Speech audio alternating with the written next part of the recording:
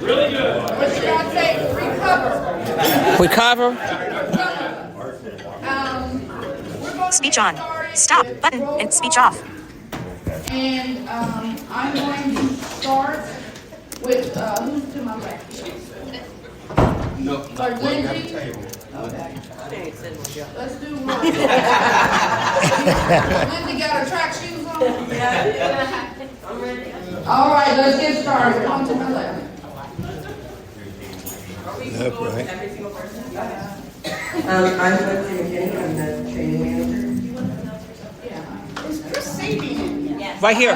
I'm Yvette Shackelford. Right here? Janesville rep. You were ready, right? Yes. Yeah, I do, and I want to do these.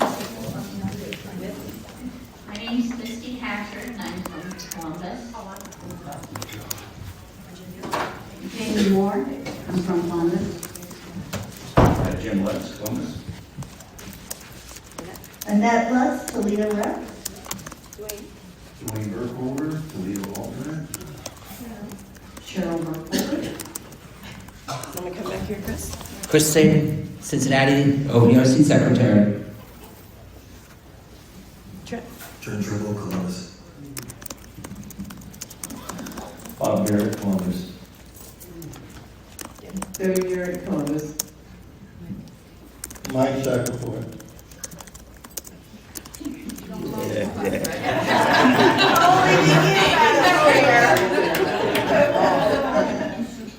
Jeremiah, Columbus. What's Jeremiah's last name? Aaron Cantrell, soon to be Columbus. Seth.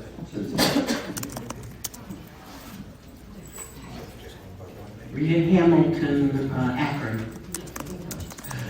Dean Hamilton, Akron, Kansas rep. Laura Cole, Columbus. Patty Slaker, Columbus. Deborah French. Joshua French, Zanesville. Gary Black, Dayton. Susie Black, Dayton. Mike Osborne, Cincinnati. Steve Weaver, Canton.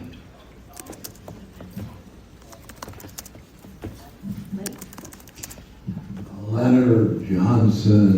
Okay. Carolyn Hargett, Cleveland. Tom, Cleveland, sorry. Don McNamara, Toledo rep. Curtis Joyner, Toledo. Mark Woods, Columbus. Lucy Straight, Columbus.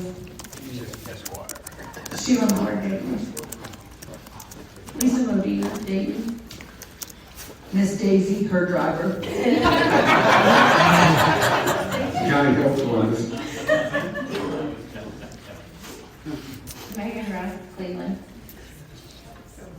Don Evans, Johnstown. Mark Messick, the Akron, Canton alternate. Matt Syracuse, and Canton. Chris Johnson, Dayton alternate, serving as rep today. Brian Russ, Cleveland. Oh, Roger Hall, Columbus. Haley Powers, Zanesville. Mark Pappas, Zanesville. Scott Allen, Columbus. John Kennedy, Zanesville.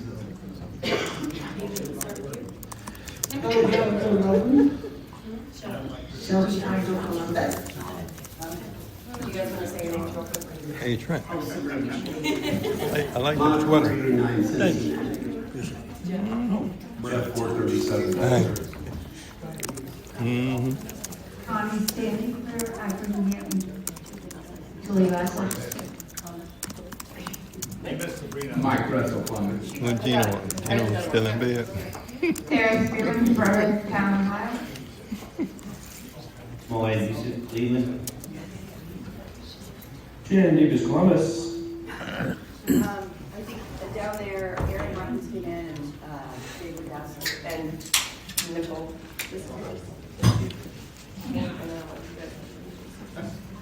Warfield Stark, the area manager. Christy Howard, BE Program Manager. Lord. Sally Nunez, BE Area Manager.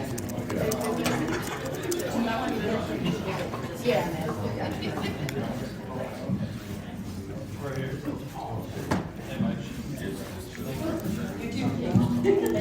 Dave Regassa, Cincinnati, Albany.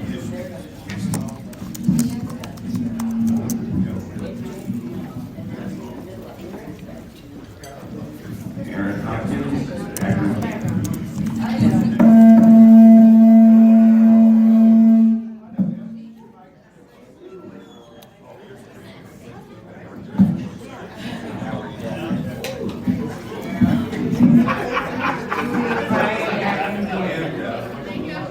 Nicole Myrick.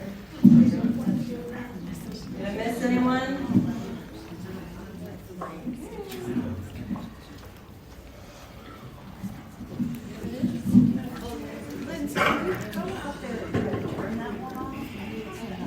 Do we have any new licensees in the room or going through the training program? I'd like you all to stand up. We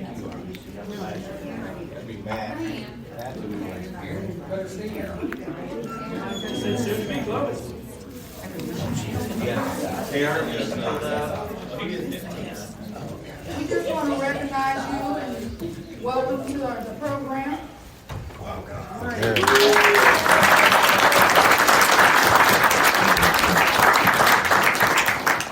All right, let's get started with, we need to approve our April 17th minutes. Do we have any objections to the minutes that were sent out to everybody? This is a public meeting, so we're going to act accordingly. I don't hear any objections from the, so it would be approved as, without objection. Public comment. Do you have any public comment? I don't hear anything. Hey, Yvette, Yes, it's Jeff. I'd like to make one if I could. go ahead, Jeff. I don't know if this is the appropriate time to do this or not, but I wanted to kind of point out to the committee and the program overall that there really seems to be a need.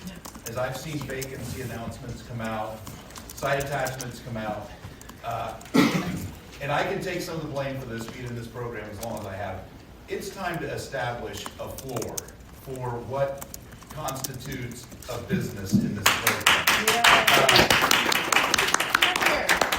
Madam Chair agrees. And I want to be clear as crystal about something. I am not in any way advocating for me because I have a wonderful opportunity, as many of us do.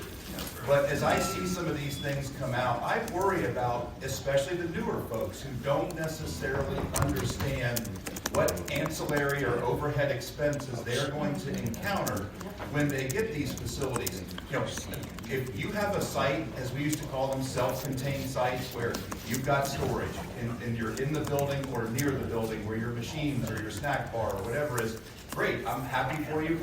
Most of what we are developing in this program is route driven.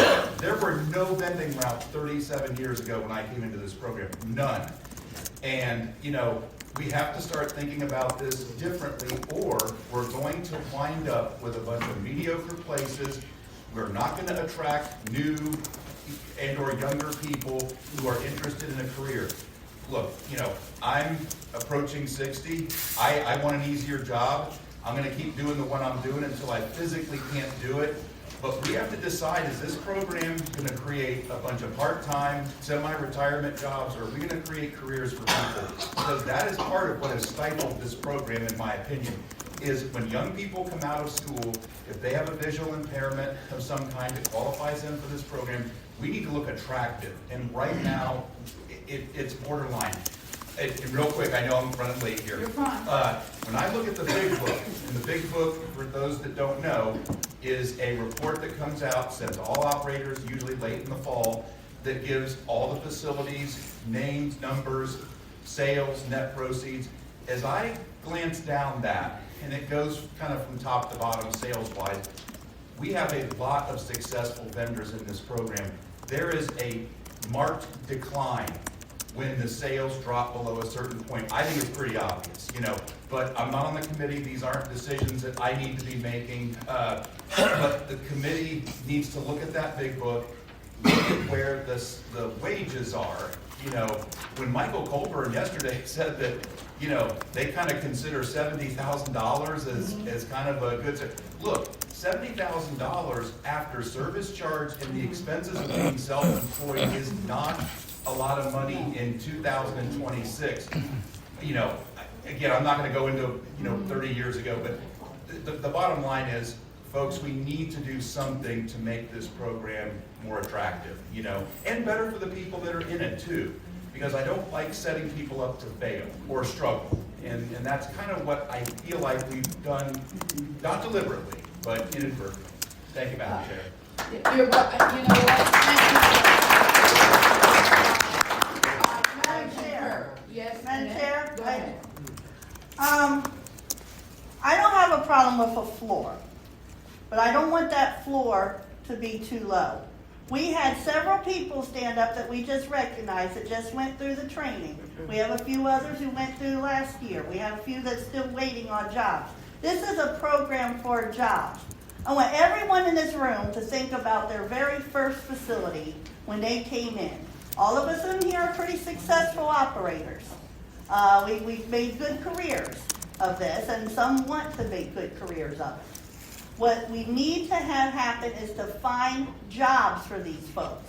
If we start doing what they talked about, what Mike Colburn talked about yesterday, and combining facilities to the point where there's no jobs, they're not training people. Minnesota's program is suffering a slow death. So what we need is to make sure, I don't want people to fail, and there is a limit. That's obviously true. But my first job was a full-service cafeteria that was open 6 days a week, 30 vending machines on a college campus, made $25,000, and thank God every day for it.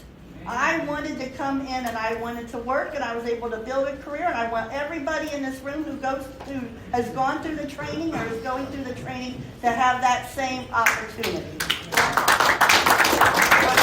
So now I'm going to speak.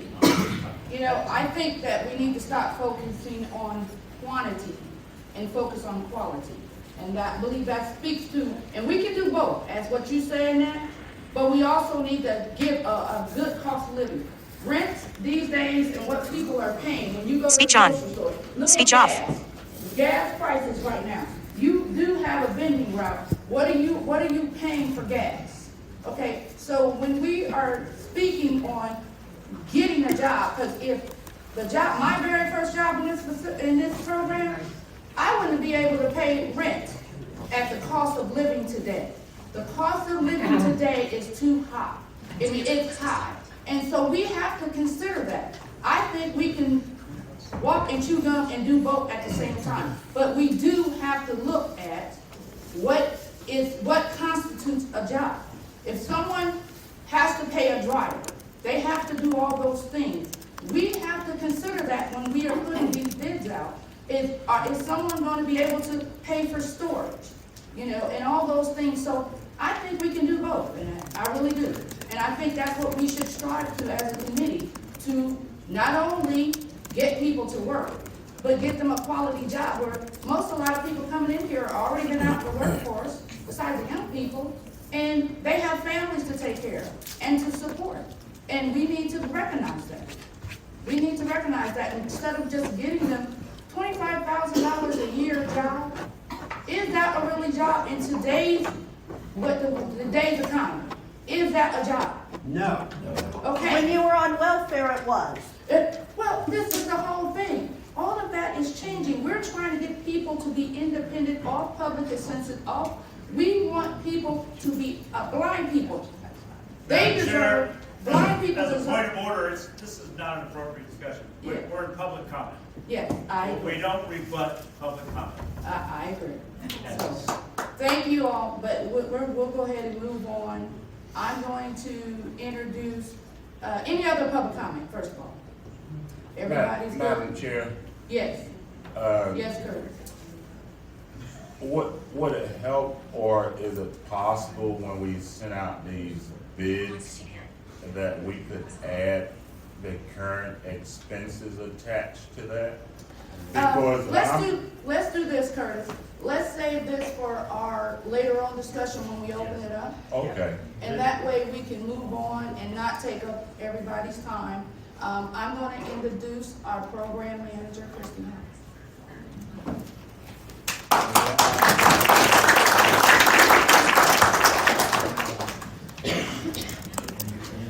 Good morning. Mine's the numbers, the boring part. Mott likes it, Jeff likes it, there's some people that like it. So, let's go over some stats. Set aside. And again, in 2019, pre-COVID, we brought in $706,000. 2020 dropped down to $489,000. 21, $411,000. Then in 22, it started going back up, $567,000.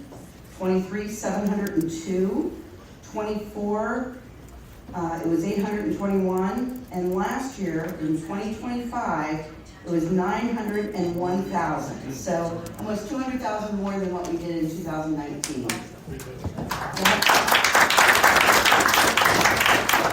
So far this year, in 26, through the March MOR, through this week, we have collected $510,000.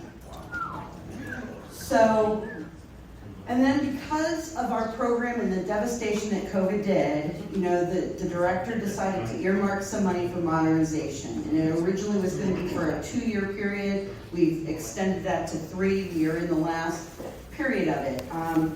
What happened was, because of the government shutdowns, plural, you know, there was some delay in being able to draw down those funds, but that is over. And so we've got a lot of work to do between right now and the end of September. Unfortunately, what we had earmarked because of age, and we're looking at repair history because of the increased cost of machines and because of tariffs and a bunch of other stuff, we're not going to be able to replace as many as machines that we had earmarked a couple of years ago. However, we have a healthy set-aside balance right now too. So I think we might be dipping into that to replace some old machines, but that's okay. Right now, for your guys' set-aside cash balance, and last year it was around 1.1, right now it's $1.5 million. So now that we need to do is expansion. We're going into the University of Toledo main campus this summer. We've got other things that we've discussed about doing. You know, I know another controversial thing right now is, like with the colleges, we use the brand new machines. You know, it's hard to get repairs. We need to have conversations, hard conversations in the future. Are we going to invest in Bev Maxes? How do you do that? Is it fair to do that? How do we do that? And again, expansion, that's our big thing. Micro markets are the way of the future. They are not cheap, but they produce good revenue for our operators. So the cash balance, again, 1.5. Average set aside was up 10% from 24 to 25. The average, not the median, the average was $75,384. It was $68,000 in 2024. The average gross in 25 was up 15%. Previous year, it was up 13%. So actual sales, and I'll go from, I just have 3 numbers. 2019, it was $16.6 million. total sales, actual sales of all operators. In 2024, it was 16.7, so it did not go up much, and COVID was, obviously a part of that. In 2025, though, it's at 19.2. Yeah. Okay. Hopefully we can break that 20 million mark. Rest areas, I think rest areas, I'd like to highlight some of the rest areas. 17 canals have been remodeled and have opened. Now that's could be north and south or east and west, but 17. 10 more canals slated to open this year, and all of the machines of these remodeled ones will be in the building, not outside. This summer, Butler North and South, Auglaize North and South, Delaware North and South, Summit North and South, Lake East and West, for a total of the 10 new remodeled with our machines inside the main buildings will be opening. These newly remodeled facilities have increased sales for operators. I took 2 operators that I was aware of where that was their only business and they didn't have anything else. One had a 22% increase in sales from prior to the closing, and another one had a 63% increase in sales. Secondary rest areas, we are taking them over. Yes. New structures and new machines, and we will be adding snacks. We will be temping them for a year. I know that there are some thoughts that could create a facility or maybe 2. Not sure, but we will be using data to make that determination. The committee needs to look at that about a year from now. I think we'll be looking to put those out. On Tuesday morning, I will be meeting Sally at 5:30 a.m. Oh. Don't sound so excited. Or the time. There's jokes that I'll just spend the night in the parking lot. We're going out to the Logan ones to put in the first new structures. We went through this new company, JDM. They've been great, they've been wonderful. They're willing to go and replace them. We're getting rid of those old, rusty, overpriced, they look horrible metal structures. And what these are gonna be, they're gonna be a nice looking shed that is made out of the composite wood. So again, I think it'll hold up to time. They say that the baked on paint is good for like 10 to 12 years, so I think the only thing that we'll have to worry about in a decade is maybe cleaning them. Very, very excited. And then, again, adding the snacks.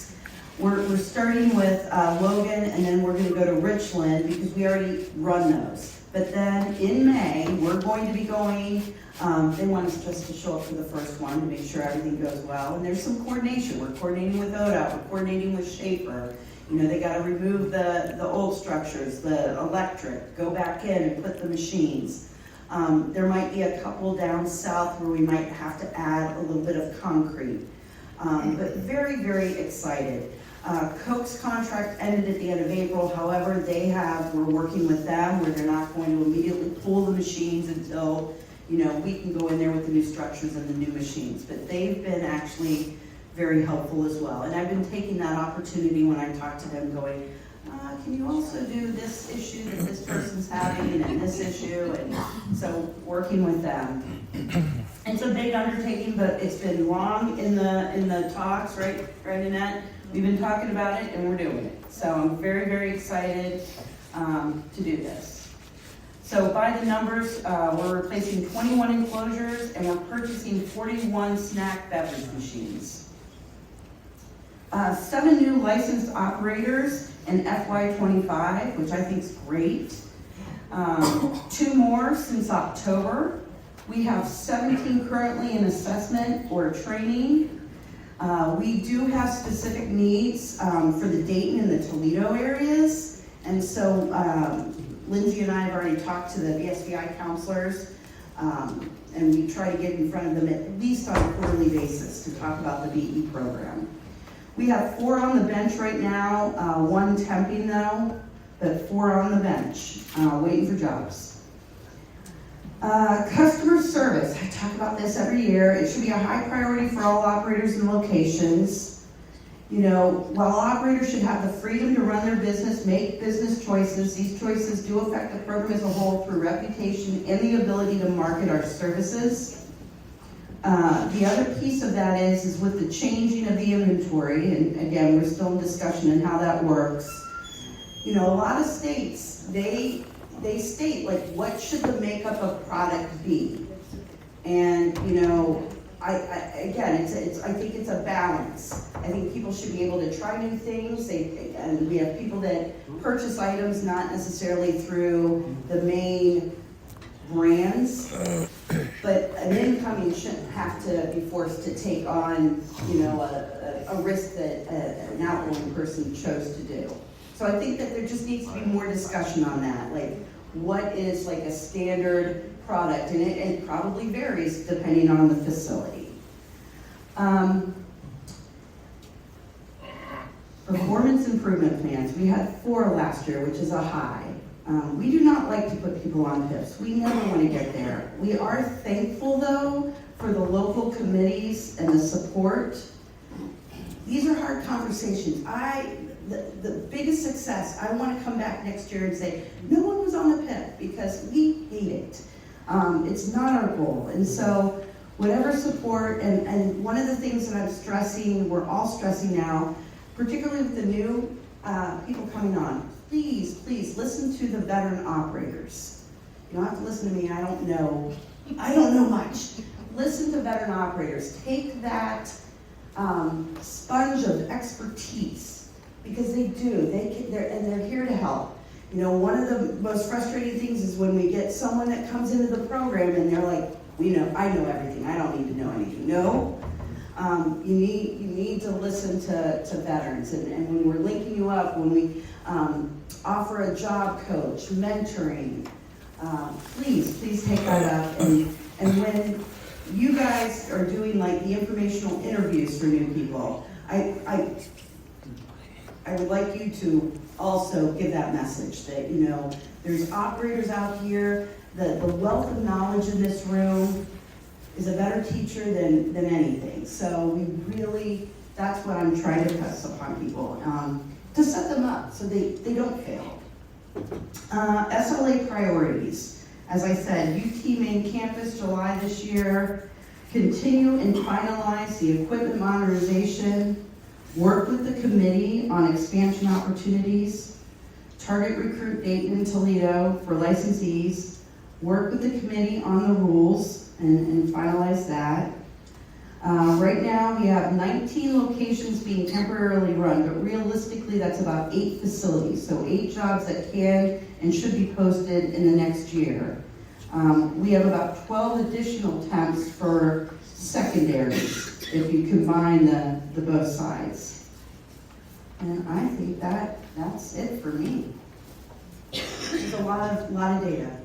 You take questions? Yes. Sure. Okay, this is Don. I just have my usual question.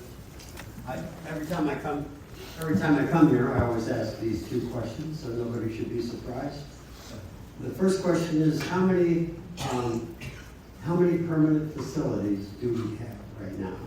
And the second question is, what is our median and average income for operators? And those are my 2 questions.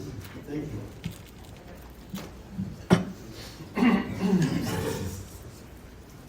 Yeah, we will pull up the RSA 15 and I can get you both of those numbers. Any other questions? I have a question. Yeah.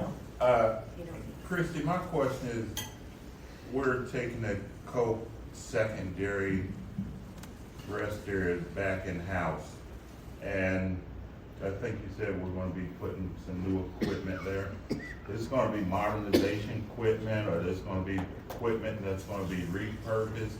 Are these facilities still going to be outdoors, and if they are, out of them locations, do old ODOT have any plans to tear any of them down and rebuild them, then putting them indoors? And also, with the equipment, to save money, are we considering any branded machinery from maybe Pepsi perhaps? Maybe some high visibility machines? Because those Vendo stackers, I'm not so sure they really made for the weather elements. So we're avoiding the branded machines for Coke and Pepsi. For one is like a lot of them where we want people to be able to choose whatever they want to put into them. And there is machines that are for the outside. Again, with these new structures made out of this composite wood, I think it's gonna be better than the metal. We've looked at the sales. Some of them are going to get the Vendo 621 stackers. Some, the live displays do work too. And we use this, we didn't use modernization for these. These were coming out of, did we use modernization? No. No, we use regular set aside for these. But the other piece of it is the stackers, the Vendo 621s that are not live displays. Like if that shows that they're making good sales, we can always swap them out with the live display ones. The other thing that we want to work with the live displays, which, and I even talked to the Dr. Pepper people yesterday too, is to try to get those place cards to put in the live displays instead of bottles, because they do get kind of nasty. And so we're going to be looking at that. But I think adding snacks too, I think this is they're going to be more profitable than what Coke ever did. Okay. Medium and how many facilities? Hey, Christie, Yes. along with what Mott was saying, what is the current number of operators we have in the program? So the current operators, I think, is around 71. 71. The medium. Who's that speaking? Who's that speaking? 24,831. Who? So we do need to raise that. Who's that? I think the average, I think Mr. Johnson kind of skews the average a little. So. And for the record, who was that speaking just now? And I. Scott Allen. Okay, thank you.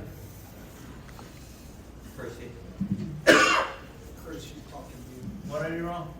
Does someone have a question? I think it was Seth. I'm Seth. sorry, I was answering a question. Oh, it was Lenny that excused the average. The other council.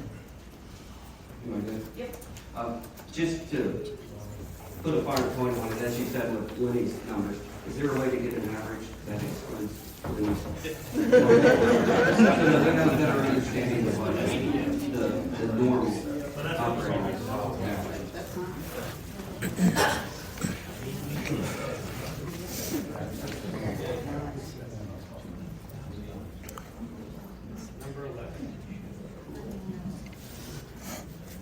Yeah, I can't, that would take math, and we'll figure that out. Take math,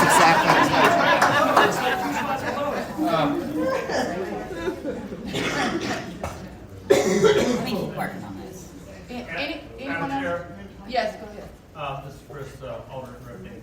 I apologize, I did not hear Christie's response to the number of facilities in the average. And I understand the difference between an average and a median, but if you could give me the number of facilities and then whatever the average facility will cover. Madam Chair, Yes, go ahead. let me keep working on pulling that up. Okay. Unfortunately, Amy, who puts all this together, is We can. no longer with us. Yeah. But I will have it before the end of this meeting. Anyone else got any more questions for Chris?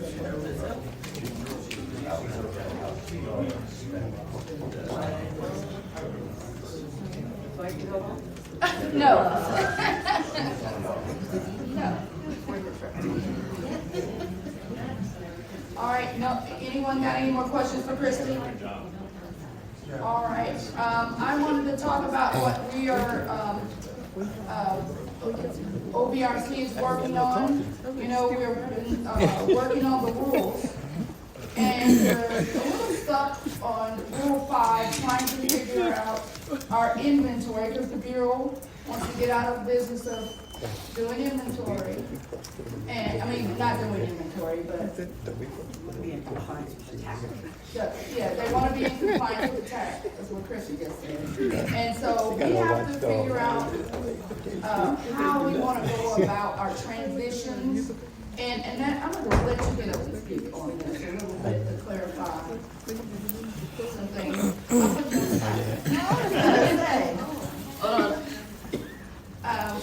Because this is something. Yeah, you. Okay, that's good. I can sit back down.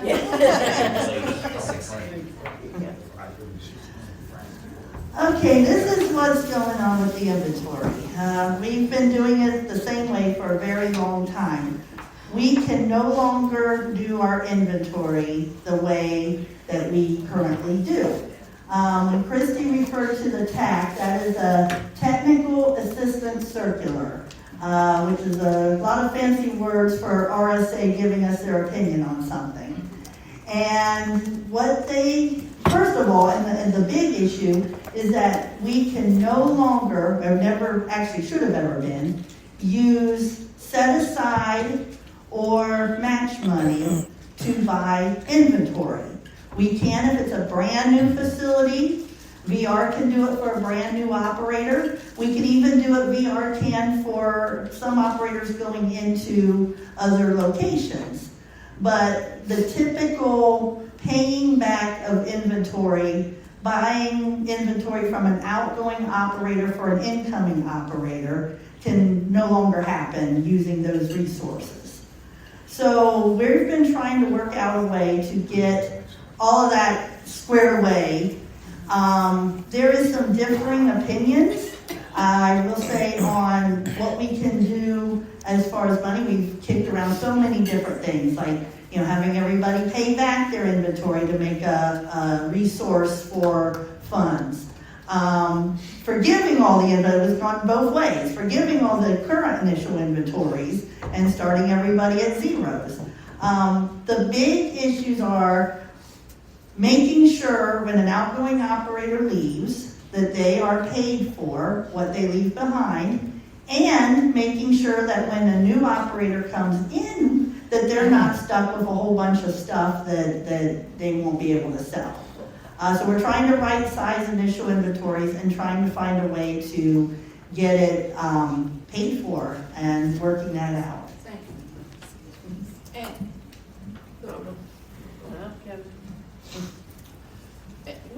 one of the things that we thought of, and we were coming to you all because maybe you all have some opinions about that. The Mike from Minnesota, he mentioned something about a fund they had for just inventory, if I understood him right yesterday. That's the only thing. They had a separate fund that they put aside for that. Yes. And I'm sure that's something that we can look at. The other thing, when we got hit on April 17th with what Chris Johnson was speaking on, is a proposal from OOD to change our BOAs and TBOAs. And they call it a tweak, we call it just so crazy. We turned it down. I mean, it's something totally different. It puts a lot of onus on us carrying some insurance that most of us wouldn't be able to afford to even carry. We are seeking counsel from an attorney for, and OVB is providing the funds for that to see where we stand. And what he feels that would be in the best interest of the operators, not of the Bureau, but for us operators. Because the changes that they are, it's definitely not a tweak. If the changes that they're proposing will just totally, our contract, this would be something I would never sign. Our contracts will look totally different. So I'm not sure. Was there any, those are the main things that we have been working on. the rules, so if anyone else got any questions? I do. Yes. Yes.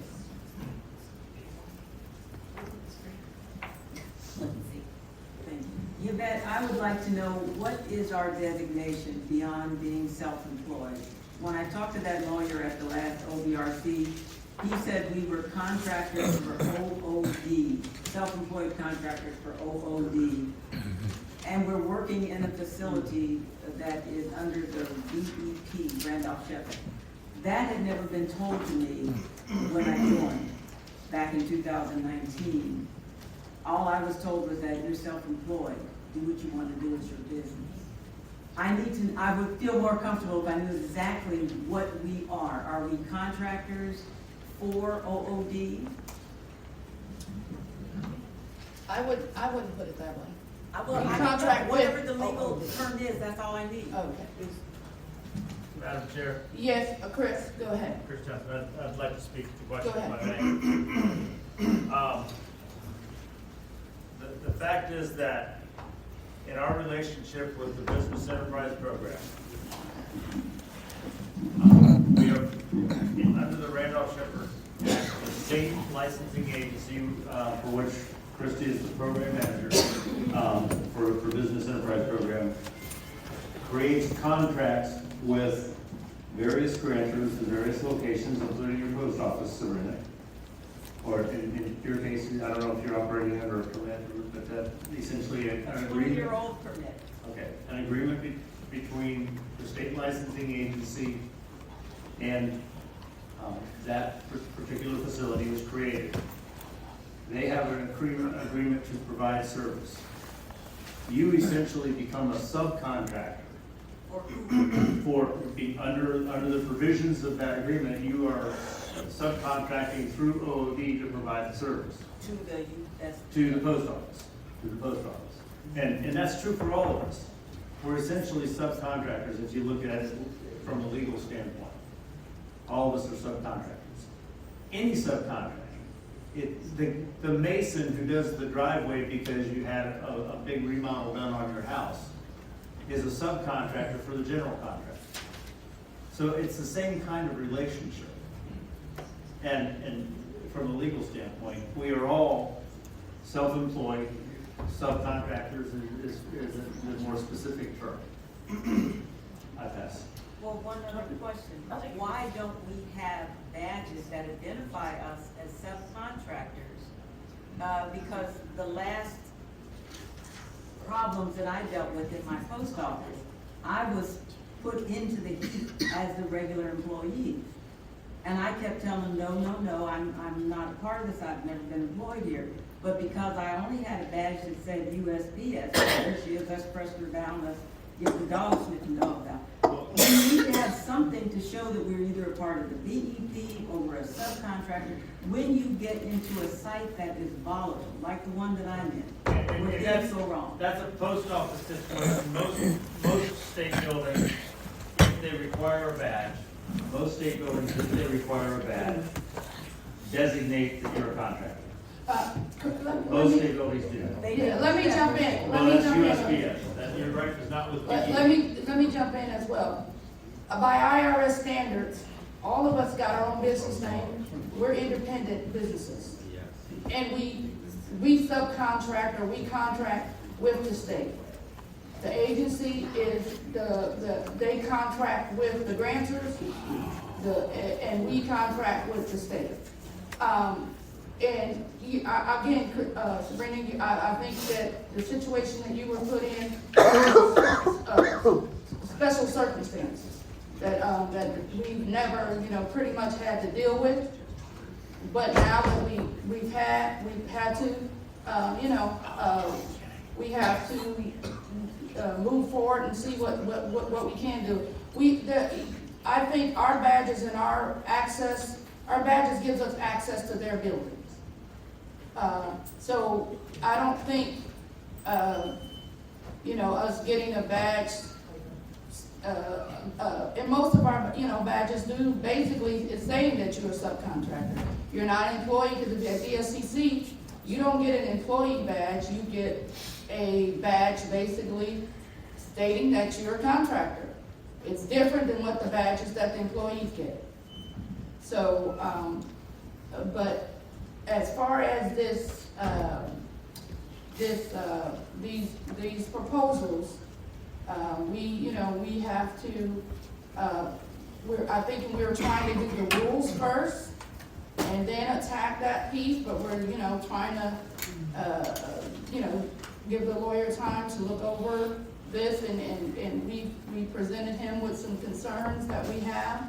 And I'm not so sure if the current contract that we're using, I mean, we have to see if we feel like anything needs to be changed or added. The Bureau, their attorneys feel like there is, so, I think we can do it. I'm gonna go ahead and open it up for, go ahead. Can I address Sabrina's question? Yes, you can. Sabrina, the best thing you could do is get with your grantor and ask them if you can get a badge that has a contractor. But I can tell you, if the feds come in there and they want to search, they're still going to do it. Well, I understand that, but it would have been helpful to have had a badge so that as I'm being held up or stopped, I could say, look, here I can prove that I'm this is contractor or something. You'll have to take that up. Sabrina, don't you have a badge? I have a badge that says USPS Essential Worker. Okay. But I'm sure that badge is different than an employee No, badge, right? It's the same thing. It's the very same thing. They didn't give me anything else to designate me as anything other than a person who is in the building. And the workers often confuse me as I'm one of them. And it got really serious when all of this happened last year. And so I'm thinking, if I had something to identify myself, I don't mind being searched or questioned or pulled off the carpet or whatever they have to do. I don't mind that because I'm not there to do anything wrong. I just want to be able to clearly identify who I am so they'll know, okay, this person isn't a part of this group. She's here doing something else. Okay, yes, who's speaking? Seth, go ahead. I have a question about the inventory. Yes. Is there any way to get from the Bureau what we've actually spent on inventory in the last 5 years, not counting what is owed back to, just if we're going to try to do this account that they're going to do so, I think it would be a good idea to start out with a basic average of what we would need in the account to cover a normal year of expenses as opposed to what is owed. And you're saying that if we were to make a separate account for that, right? You're speaking on if we were to entertain. Yes. Yeah, to do what Minnesota's doing, that has that account where they give their people 3 years to pay it back, no interest. Christy, his question is there a way we can get an average of what we spent on inventory? And again, not including what is owed by any individual operator. Just an average of over the years, how much we usually expend on inventory. Yeah, we can pull these numbers. We can't just, I need to research them, but I can pull those numbers. I can't pull them right now where I can give you a number. I want to make sure I give you accurate numbers. So, but we can look into that. Again, I think, and I like set the average because it does vary. Sometimes we have more expansion than others, and so we will pull those numbers. One of the issues that I feel that when we were talking about our inventory, we figured out the VR would pay for like a new licensee, when they come in, they will buy the inventory. The sticking point was like what Annette said, when we're transitioning an existing operator from one facility and outgoing, I don't see how the Bureau can get out of paying the outgoing, and the new person would be able to, if we were to start having them pay their inventory back, they would be put on a program. We put on a payback system, but the only problem is, from what Christy said, the TAC doesn't allow them. If depending on where in the year that transition happens, the TAC doesn't allow them to have that, a 3-year, 2-year, like in Minnesota, they're doing a 3-year. What I want to understand is what is the difference between the tack they're using in Minnesota is the tack that we're going by, Christie? What is? Sure, I think the main difference is twofold. One, I don't know if they're following the tack, but two, if we have funds that aren't tied to the federal grant, then we have more of an option. It's the minute that you draw down that federal VR grant funds that then you get into this period of performance where you have to pay it back. But if there's unencumbered, untied funds or a bucket that we can establish, then I think that we have more freedom to have a longer payback period. So that's probably why they have that separate fund. Correct. Is because they don't have to worry about it, because it's not tied to that. So maybe that's what we should explore, and someone wanted the floor. Yes. I was just gonna say that I talked to Mike a little bit more about this, and it is a separate fund, but it was established a really long time ago using the federal money. They have had their plan approved by RSA. So what we need to find out, we need to get some more clarification on this period of, what do you call it? A period of performance. Yeah. I think we're making a lot of assumptions based on the tack that it has to be back. Some of our folks got their inventories. It would track way back into the 80s or something, because either the operator's been there that long or the inventory, when any money was actually spent, went from operator to operator to operator, and not much cash was actually spent outside the program. So there wouldn't be a lot of that. I'm almost wondering if there wouldn't be a mechanism, and we can get this worked out, to where people paid their inventories, their initial inventories. I know that's not popular, but that could make a fund. And then that fund could be used like they are in Minnesota. We have to find out about that payback. We do have to get clarification on that. I'm gonna work on that this week. I'm gonna get with Terry and contact RSA and try and get more clarification on that. Well, one of the things is there was an option to forgive everybody and start from scratch. And Christie mentioned about paying those people back who paid off their inventory. That would, and just starting over again. And, I know that, and that you weren't a fan of that, but, I'm thinking that may be a possibility in order to, because this was gonna be something totally different. Our program is going to, the road we're going down, it's going to look totally different than what we have done in the past. And Madam Chair, Yes. the reason why I wasn't a fan of it, because I think that we have close to between $400,000 and $500,000, last I heard, worth of initial inventory out there. I think our program could use that money, and I'm hoping we could use it to start the fund, like what Minnesota is referring to. Madam Chair, Yes, question. If people did pay that inventory back, would it not go back where it originated from? How would we take the money and just draw it back in and That's put what it in we're a trying to separate find fund? out. It's a legit question. Yeah. You know, the other process is if we forgive everyone's initial inventory and everyone has inventory that they own, then it becomes where someone's wanting to try to promote up. Like if they wanted to go from a small vending route to a large university. Another option is that they could open up a VR case that we could fast track, that they could provide that initial. But the crux right now is outgoing and incoming and arguments and who pays and is the check gonna bounce? Those are the arguments that people are having, or if an operator doesn't trust an incoming, they're just gonna wind up depleting their inventory, providing bad customer service. That's where it is right now. And I've even thought maybe it's just we've talked about just a pass-through. Like, get the money from the incoming, and then we will cut a check to the outgoing, like that could be the Bureau's piece of it. So there are different options.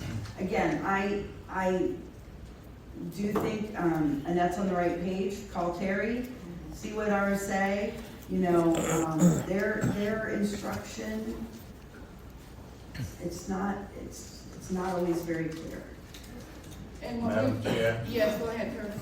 Yeah, I think it's definitely an interesting topic because if I'm a new operator and VR pays for my inventory and I go in there with that and you decide to pay the outgoing person, that's still inventory that belongs to me. So that money that you paid, where is that going to come from? Because I'm going to keep my inventory because it belongs to me. So where are you going to get the money from to pay this outgoing person from? That was a topic as well, Curtis. We talked, and at first when in our meeting, you're sitting there and you're thinking, okay, yeah, that's an idea. But as I thought about it, if VR buys a new operator inventory, and as we talked about, Christy mentioned, this is supposed to be a turnkey program. This program is supposed to make you, once you in it, it is supposed to be a turnkey where it gets you started and you take that revenue, that you, whatever monies, and you move up the ladder as you bid and move on. So it was to get you set up initially, okay? But you need that initial money in order to do that. Because there was a conversation at some point we had in our, we just bringing up things that, well, since they bought you that, you have, you shouldn't get anything from it, but then what do you have to move on? And I believe that is an issue. You suppose to take whatever monies, if you're leaving, and take that money to move on to be able to invest in your next business. So, hopefully, we're coming to you all just saying, do you have some ideas of ways for us to get to where, like what Annette just said, which I do believe is probably a really good idea as well in that. Madam Chair? Yes, go ahead. So what about, okay, the state is not interested in setting up a fund for them to oversee because we only have 1 year to do a payback. If we wanted to set up a situation where an independent account were set up and operators pay back their initial inventory over a period of years, but do it independently from the state itself. Yes. Is there a possibility of doing that? I'm Something hoping from the that. OVRC? Yeah, I'm thinking that is a good path that we should be, we could explore. I think that's a good idea. I think that's only how we get around part of what Christy was saying is our problem. With the matching dollars, you can't. I think it's a good idea and something to look at. So anyone else got any? Madam Chair? Yes. It's Jeff. Go ahead, Jeff. I hope when the OVRC develops this, and again, I've enjoyed a 30-year interest-free loan, happy to pay it back if they need it. There are going to be those operators, however you set up this payback system, please bear in mind that not every person that, who's given the inventory by the program through a transition or whatever, is going to be able to just cut out a check to the program. Whatever terms you give the people who are coming in and enjoying this loan, if we're able to do that, to pay it back, in the interest of fairness to people, probably should give the folks that are paying their inventory back similar terms, if possible. You know what I mean? Because there are going to be those who could tell you, I'll pay the inventory back right now. Mm-hmm. Others are going to say, look, I have a $15,000 inventory. It's going to take me a couple years, whatever. Exactly. So just, please bear that in mind that, there will be people who need the time. And I think 12 months is not enough time. No. Right? We're definitely going to have to look at least the minimum 3 years. Yeah, I think the minimum. Okay, go ahead. when my inventory was purchased, I told the job consultant, don't buy me inventory. I came here with money to buy my own. She bought it. Okay, let's be recognized. Madam Chair, would you call for order, please? Call for That's what order. I'm doing, yep. Okay, go ahead, Sabrina. When I came in 2019, I knew a little bit about the program. You had to have inventory to get the business. Well, because I had been working for God knows how many years, I had my own money, and I asked this job consultant, no, I'll get it. Just get me logged on to these systems, I'll buy it. She insisted upon buying it, and now here it is 6 years later, nobody's asked for me to pay it back, and I'm ready to pay it back. I know this is not my money, this is state money. I never wanted it. I worked hard to pay my own inventory. I want to pay it back. And all this jostling I hear, I don't understand. I have been saving to pay this lady back. I've been holding money aside to pay back this money. Well, Sabrina recognized it ain't her money either, so it's not her money, but I understand. I understand what you're I saying. never gave it to us. I'm ready and willing to pay it back. I didn't want it in the first place. So, it's Christine. Go ahead, Sabrina, Christine. I think one of the main things too is that, again, this has been discussed about for the last couple of years, and that we might forgive people's inventory. That was one of the options on the table. But why? Because I mean, to reset and to start. The other piece that we are losing out right now a little bit is that the new people coming on, we haven't changed the system. The new people coming on, VR should be buying them their first stock, and then they don't owe that back. They're gifted that stock, the new people. So we might have two lines of processes. And some states have done that too, where, prior to 1990, you go on this avenue, and after that, you're on this avenue. We have some people in this room, and I'm not trying to start controversy, I'm just legitimately interested in people that run facilities in other states, how those states do it. Because again, I really would, Jim Davis, Mo, Steve Weaver, how do your state, how do the other states do this? Because I think that I'm fascinated in that. Michigan owns inventory just like Texas did. So, explain that. That's in the state. The, The money's always, what is it? So when you do the transition, the checks always exchange between the two operators, but the, what is it? The value, yeah. Well, initial stock is something different though, like you're saying. That should always be a different column. But when the transition takes place, the value of the property of the inventory is in the state. So if it's in the state, why is there a transaction between two operators? That's my question. Well, because that's the inventory value exchanging hands. So EE determines the value of the product, Mr. Davis? Oral? Hi, Oral. I think you might mean the difference from the beginning and then the changing of the hands of the inventory.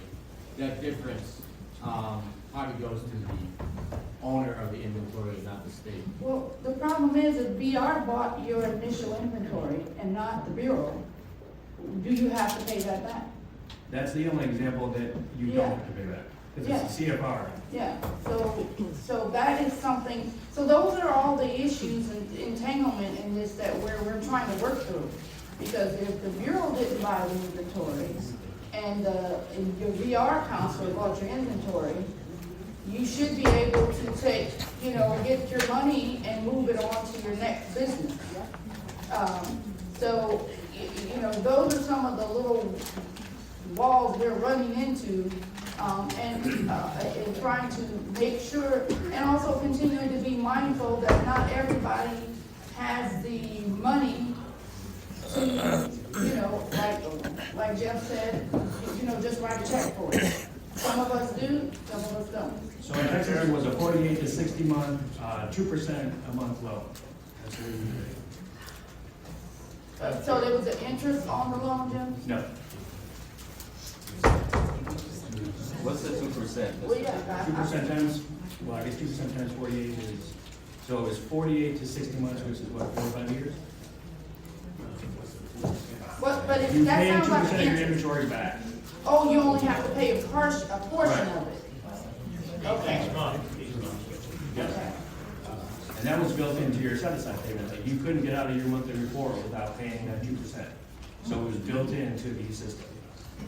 And there was another state, what was it, Florida, that they had, every operator has to pay, was it Florida? No, was it Florida or what was the name of it? Alabama, was it Alabama? Me and Frank and I were looking at, I think it might have been Alabama somewhere. They had a different, each separate fund, when they pay their, set aside, there is another fund that each operator has to pay $100 into. Was it that was Alabama? It was Alabama? Yes. They had some other, so again, every state is doing it differently. We're just trying to, not reinvent the wheel, but figure out how we can do that would fit with our state. And Madam Chair? Yes, Chris? Chris Johnson, Dayton, alternate serving rep. By that I mean, he's here. For those of you who don't know what that is, serving rep, what I'm alternate means, it means that the primary rep is not willing today. I'm wondering, this is a question somewhat for Christie and so. We're gonna call for order. Let's make sure. Go ahead, Chris. If we were to, in a more upfront way, try to encourage operators who currently have an initial inventory obligation to the state to start buying that inventory down, could that money be used to establish an inventory fund, or does it have to go back into the set-aside balance? Since it was initially purchased that way. Don't know. Because that really, that's a place where, Yeah. I mean, if you don't want to know the answer, don't ask the question, but obviously RSA has an opinion, right? So we were claiming ignorance for umpteen years beforehand, we could just continue to claim ignorance and start doing it that way. I think that's what, I'm prone to ask, forgiveness rather than permission. But honestly, it seems to me like the most straightforward way to accumulate a fund that can support inventory loans in the future is to ask the people who have obligations that make up to $400,000 of outstanding inventory at this time to more forthrightly proceed with starting to buy that inventory down. And that seemed, and I know some people want to say, I don't have the money, but the fact is that you were given a pretty darn good leg up with that initial inventory. And you know that you have to pay it back at some point when you leave the facility, so why not just start now? Madam Chair? Go ahead. Who's that, John? It's Jeff. Jeff, okay, go ahead. I want to point something out to the committee members who will probably understand this best. There was a grievance about what monies that are collected by the Bureau, and their uses and all that kind of thing. If you're going to collect this inventory, value through the mechanism that we collect money, which is through a service charge invoice, right? I don't know how you separate that money without calling it a form of set aside. You know what I mean? That someone's got to come up with an accounting system that makes that money look and feel different, especially if you're going to tack it onto my service charge invoice. I don't know. I'm just concerned because when we bring revenue into this program, it is all earmarked, for the most part, in the law for very specific uses. So, and what I'm hearing in that tack is that set-aside funds can't be used in the fashion that you think you'd like to use this money for. So, the other thing I will point out is that if you want to do the zeroing out of operator inventories, you would definitely have to simultaneously start the VR purchase of inventory for the new licensees, or the new people taking over their first facility or what have you. So, the whole thing is fraught with problems. We've struggled with this for years. But I did want to point out, if you are gonna ask people to pay this money back, which is fine, you better figure out a way to collect it in a way that is compliant with, you know, the way the Randolph Shepherd program can spend monies that they collect from operators. Madam Chair? Yeah, go ahead.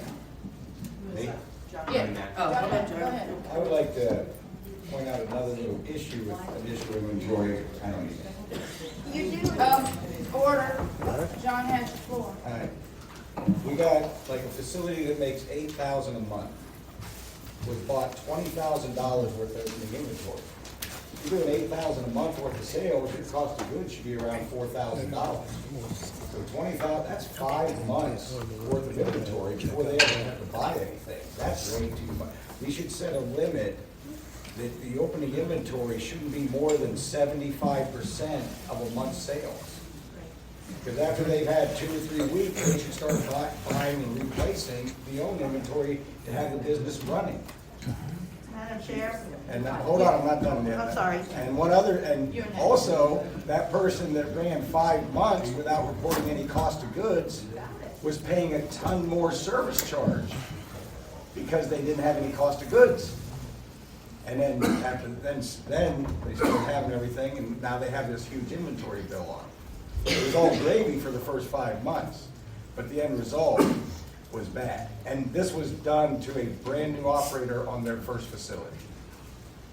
And Yeah, Madam Chair, that's exactly what, at the beginning, when I said there's 2 sides to that. There's making sure the outgoing operator gets paid for whatever they leave behind, but making sure the incoming operator, and we haven't talked about that a whole lot, John's right, but in our groups, in the subcommittee, or the, not the subcommittee, the special meetings. Special meetings. We have talked quite a bit about having to right size what inventories come in, because we do not want incoming people to be forced on with an inventory, especially if they have to pay it back, that they can't afford, or that will go out of date, and it's just too much.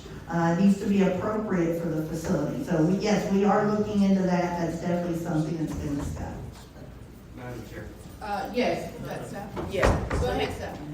Give me the mic, sir. I'm not loud enough? No, sir, no. Is there any mechanism for the state to request some form of grant to start an inventory account? Yeah.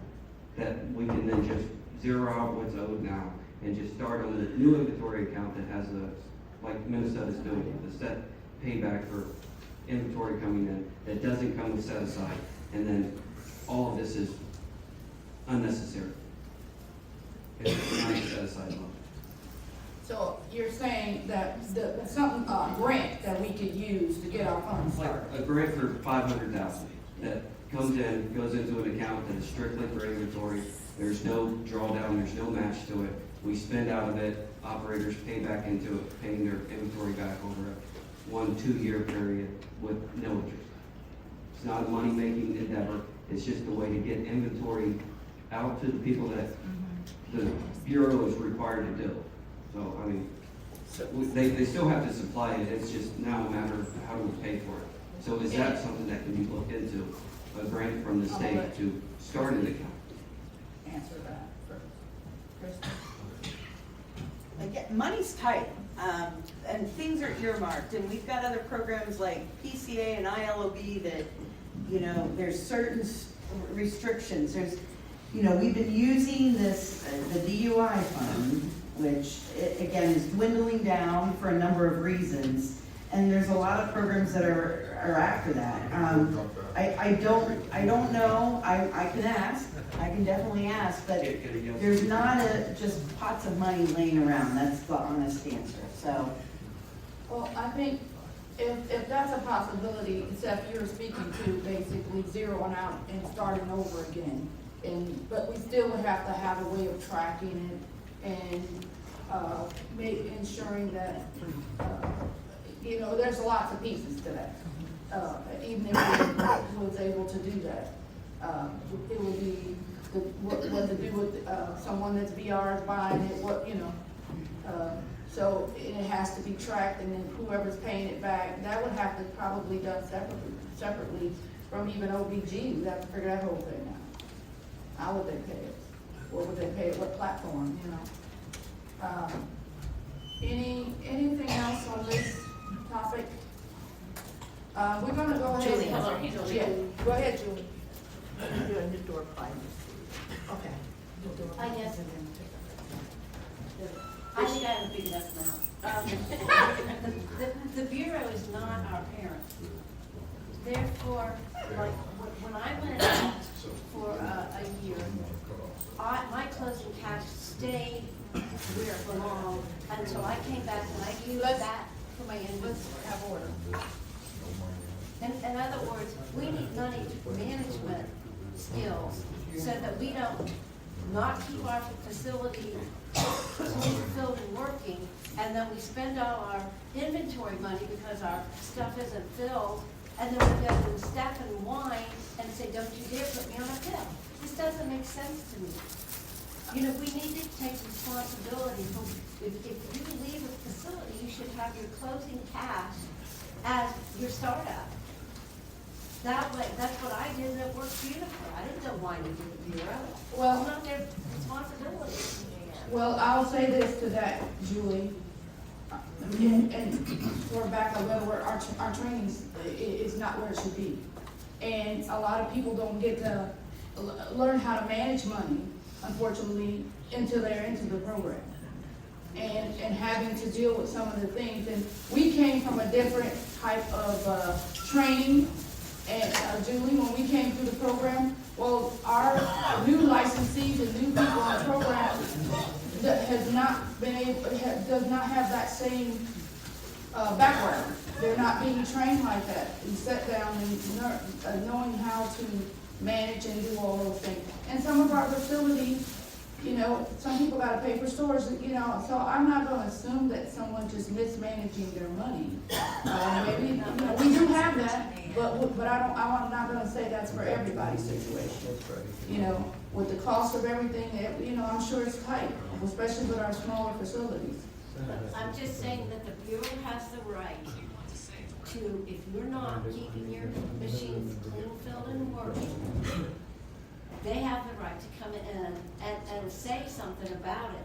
But we don't have the right to be upset with them because they're doing their job. Well, I'm not disagreeing with you on that, because when one of us is doing poorly, it makes us all look bad, and one of us doing great, you know. So it reflects on the whole program of how we do, how we handle our facilities. So that's why we all should be mindful that it's not just you being affected. You're affecting the name and the reputation of our program when you don't do what you need to do.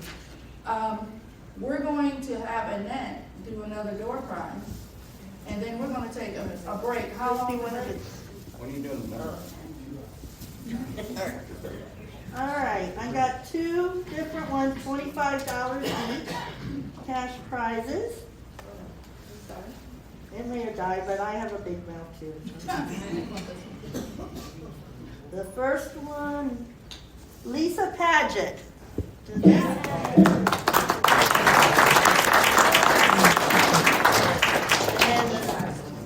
the second one is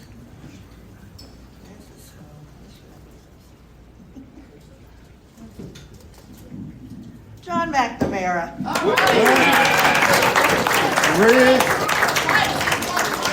Hey, what's that prize? I think that was rigged. I don't want it twice. Pick another name. Okay, I'm picking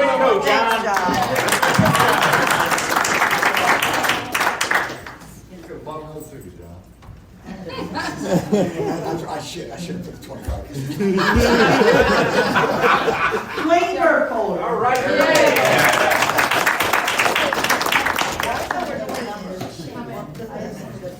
Okay, Christy, you want to do it now? Yeah. Okay, Christy she got some numbers for you all, Yeah. so let's do that, then we're gonna take, how long a break, Christy?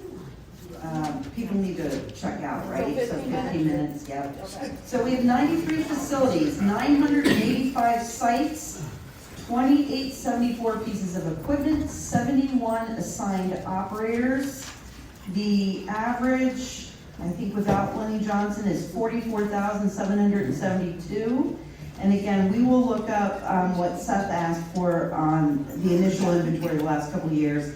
Let me go back on Monday and look that up and crunch those numbers. Christy, Let's That figure sounds that like the out. same number it was with Libby Johnson. Yeah, that was the median, which was, yes, the median and the average are very similar because the median takes the high and the low out. Okay. So it is similar. Okay.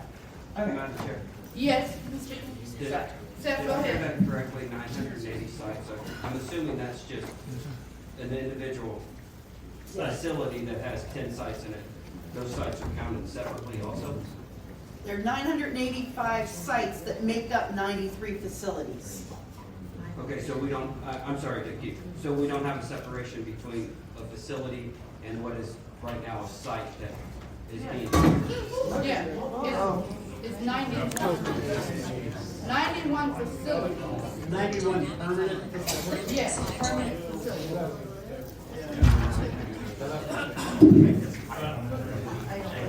A lot of those is 93 are.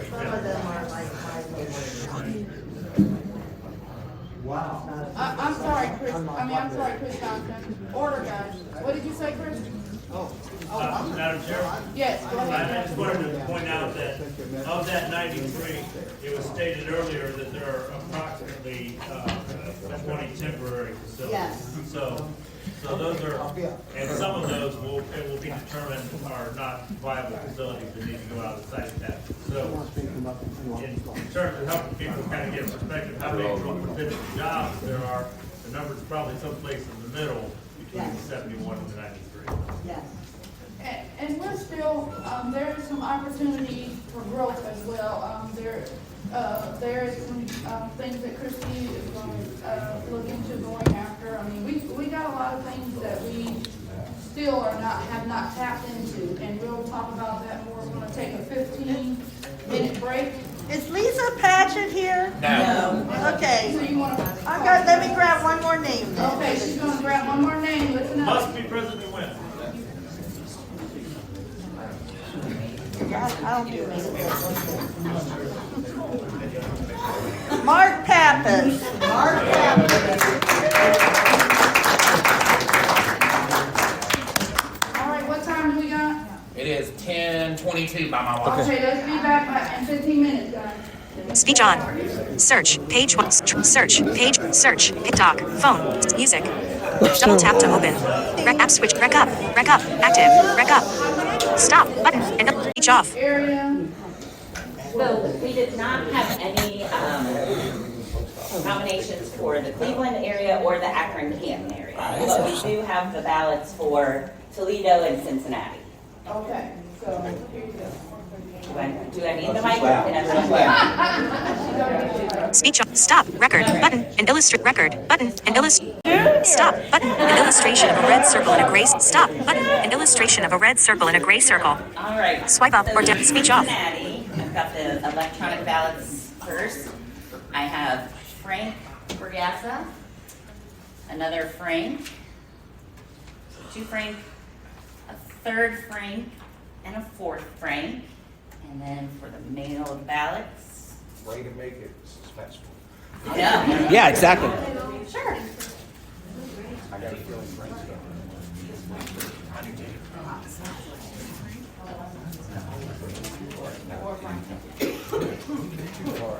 I have a date. Have an idol so they don't get voted off. Sorry. A fifth Frank.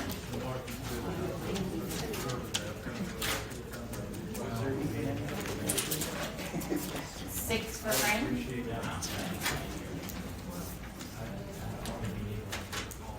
Seven for Frank.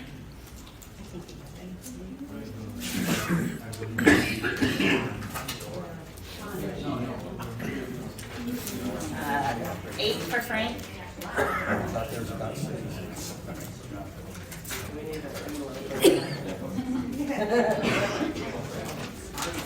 9 for Frank.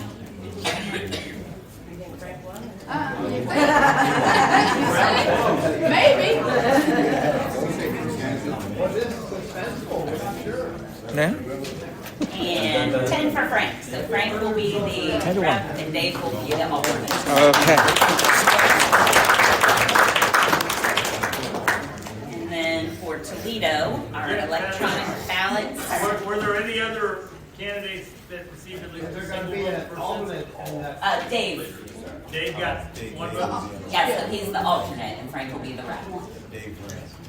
In Toledo, our electronic ballots, I have one for Annette, a second for Annette, a third for Annette,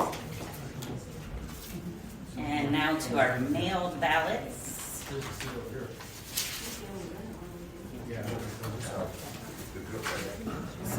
A fourth for Annette, a fifth for Annette. Oh, this is another Frank. And then one for Curtis. So Annette will be the rep and Curtis will be the alternate. Jim Butts, what are you doing? Husband was put Are you doing what your wife is doing? What? You're so bad. So congratulations to everyone. For those other open seats, you all can, request. Yes, that request the election, and we have had one. We've had a request for each area, so I will be sending out the date and time for the nominations call. I'll do that early next week. Okay. And that, did you announce that you want to do? You want to do, the raffle, or we going to? Oh, we can do another door prize, or it's up to you and me, you wanna pull for the raffle, and then I have 3 more door prizes. Okay. So when, Mike, are you ready? Is everybody back in the room for the? I'm not sure. Just want to make sure everybody's in there. Okay. Hell no, if they're late, they're gone. Lock the door. So we want to hold off for a little bit? I will, just to make sure everybody's. Okay, make sure everybody's back. And then you want to do one more? I can do a door prize. We know we can go around. Another $25.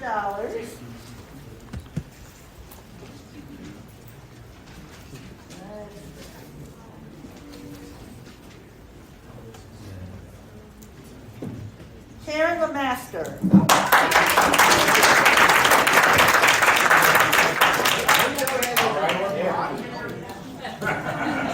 Kurt's gonna take it and not tell Karen. I'll text her. Here's Karen.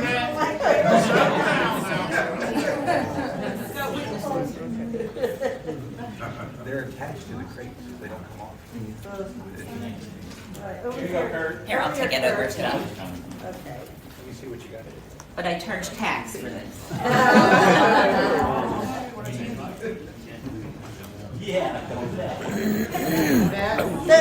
The tax guy didn't mention anything about that earlier. You got too many women in here.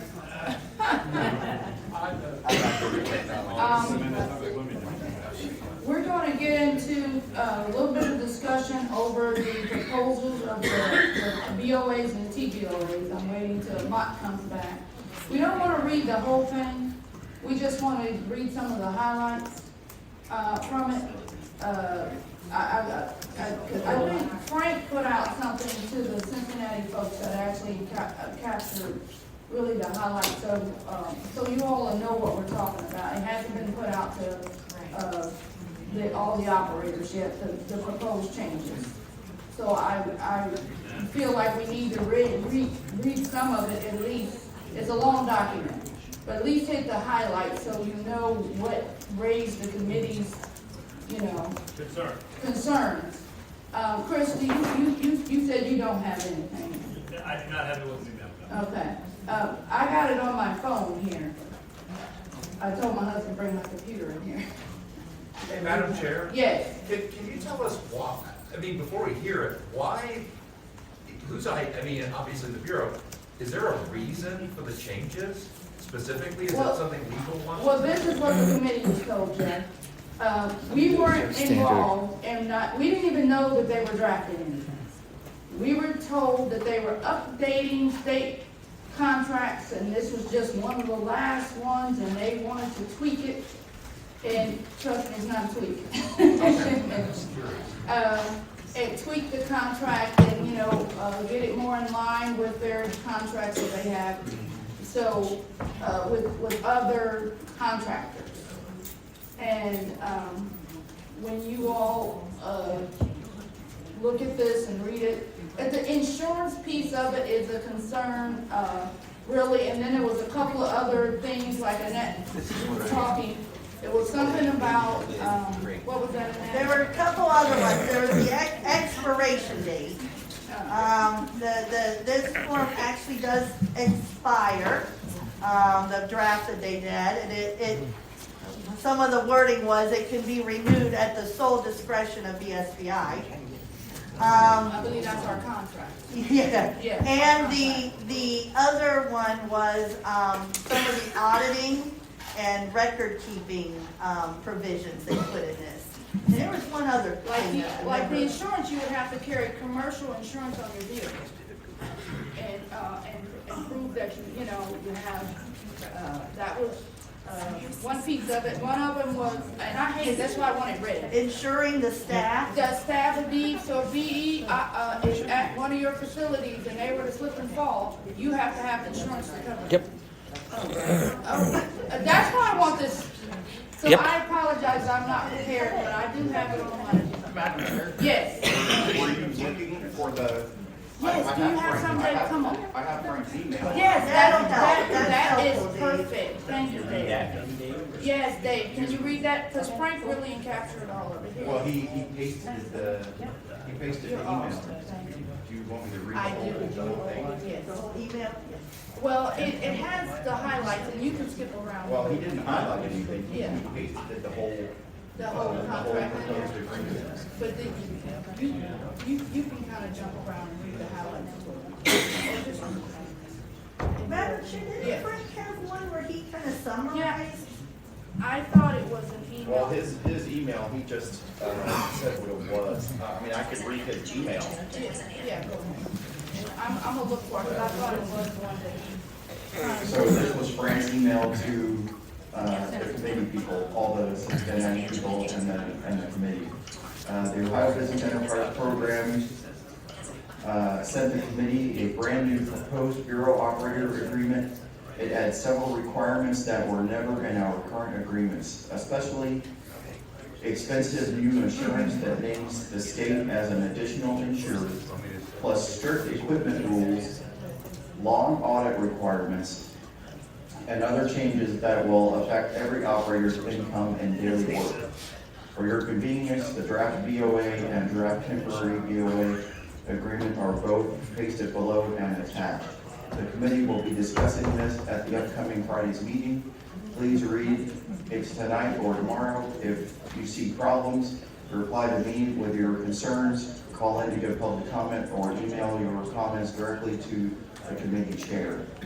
You can also reply to this email or contact me directly using any contact information that is listed below. Now, I could read the full proposed agreement for I think we can go ahead, because that's only how people are. Here's mine. Oh, they're waiting for you to come back in. Oh, yeah. Sorry. Dave has it marked, and he's going to, we don't have the highlighted versions that we want, but he's going to read the proposed. Okay. If you wanted to read it, that's fine. Okay. Mike, you want to? Yes. Come on up. Sure. What do we got? Got something? Yes, yeah, that's the agreement. He read the email from Frank, because I just want everyone to understand what we're talking about. And then we're gonna get it sent out. Read it on his phone. Well, I don't know where I'm gonna read it, I don't have it memorized. Okay. Read the whole thing. Yeah, is that okay with you now? I got it. Whatever you say. Yeah, I got it right here now. Siri, turn off voiceover. Thank you, gentlemen. It's very confusing. Can you read that off my phone?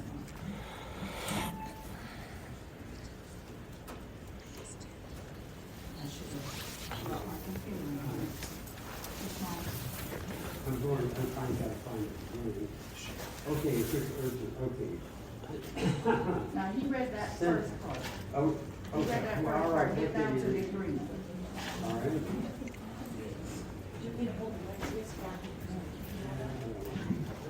Opportunities for Ohioans with disability agreement, facility, enter family name, this is, okay, from the beginning, this agreement, right?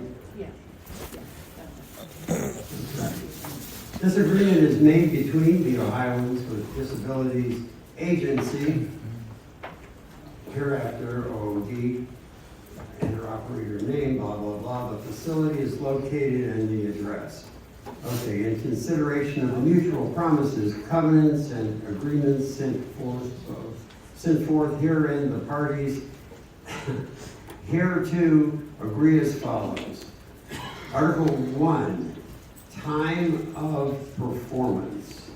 The services as stated in this agreement shall commence on a certain date, or a date of last signature, whichever is later, and continue through, and see, that's like the expiration date, right? Yeah. All right, so they want you to put in the date that the agreement ends. Everybody, I hope everybody heard that. That clarifies it even more later. Any changes to the terms and conditions of the agreement must be made in writing and executed by each party. It is expressly agreed by the parties that none of the rights, duties, and obligations herein shall be binding on either party if award of this agreement would be contrary to the terms of Ohio Revised Code, RC 351713, 127.6, and/or RC Chapter 102. Now, are either of those our rules? No. None of those are our rules. And they are saying that changing the agreement is going to be according to these laws and not what we're used to as codification process for the binding rules to which we've all agreed. I hope everybody understands it. Article 2, nature of the agreement and scope of service. Operator is being permitted to operate identified facility and will at all times be self-employed, and neither the operator or any of their employees shall hold themselves out or claim to be agents, servants, or or employees of OOD or the state of Ohio. Operator shall comply with all provisions of the Ohio Administrative Code, Administrative Code 3304, 121. That's our rules, including but not limited to operating the facility in accordance with said administrative code, any applicable OOD policies and procedures, bureau grant or agreement, facility permit, pouring rights agreements where applicable, and any other agreement related to the facility. 2, receive the net monthly proceeds, pay any set aside, fees due, and submit required monthly operating report. 3, remove all outdated products, prior to transitioning out of facility. 4, provide access to or picture of equipment and asset tag of OOD-owned equipment to all areas that are not accessible to business consultant or designee. And 2.25, obtain prior written approval to move any OOD-owned equipment. OOD shall, 2.31, comply with all provisions of Ohio Administrative Code 3304-121 as relates to the relationship between OOD and the operator. 2.3.2, provide operator upon request with copies of or instructions to the Ohio Administrative Code 3304-121, any applicable OOD policies and procedures, Bureau grant or agreement, facility permits, and other agreements related to the facility in a formal, reasonably reasonably accessible by the operator. 2.3.3. Assign an OOD enterprise program consultant. Article 3.1. A change in the scope of services shall be governed by a change order in the form of a contract amendment without invalidating the agreement. Operator shall not proceed with any change in the work without OOD's prior written authorization. Upon execution of an amendment, operator shall perform all changes in the work under the applicable provisions of the agreement and any amendments, and the operator shall proceed promptly with the change unless otherwise provided in the amendment. Okay, operator, Article 4, there are no subheadings. Renewal requirements. At the sole discretion of OOD, this agreement may be renewed annually. I'm going to read that again. Yes. At the sole discretion of OOD, this agreement may be renewed annually under the same terms and conditions applicable to this agreement for any period up to a maximum of 24 additional months. If OOD chooses to exercise this option, OOD shall advise the operator in writing prior to the expiration of the agreement. Well, that makes me feel better. This is long, guys, but I know, some parts are juicier. yeah, it is. That's one of the juiciest. Yeah, that's, yeah. Oh, okay, this is Article 5, suspension and termination. And I guess this is not the same as the rule, suspension and termination. So, this is in the agreement here. OOD shall terminate this Bureau operator agreement should the operator no longer be the assigned operator in the facility. OOD may close the facility in compliance with the Ohio Administrative Code 3304-12107. Suspension of operator and/or termination of the Bureau operator agreement, including the voluntary resignation of the operator, shall be in compliance with Ohio Administrative Code 3304-12113. So now we're on to Article 6, insurance. Until all obligations under this agreement are satisfied, and without limiting operators' indemnification obligations herein, unless procured by OOD, operators shall procure and maintain for the duration of the agreement the insurance policy set forth below. Unless procured by OOD, operator shall procure and maintain insurance against claims for injuries to person or damages to property which may arise from or in connection with the performance of the services hereunder by the operator, its agents, representatives, or employees. Unless procured by OOD, operator shall also procure and maintain insurance for claims arising out of their services, including, but not limited to, loss, damage, theft, or other misuse of data. infringement of intellectual property, invasion of privacy, breach of data, all commercial insurance required shall be provided by insurers with a rating of not less than A-7 Roman from AM Best or a comparable rating agency. Now, coverage shall be at least as broad as 6.2.1 commercial general liability, CGL, written on an occurrence basis, including products and completed operations, property damage, bodily injury, and personal advertising injury, with limits to no less than $1 million per occurrence. If a general aggregate limit,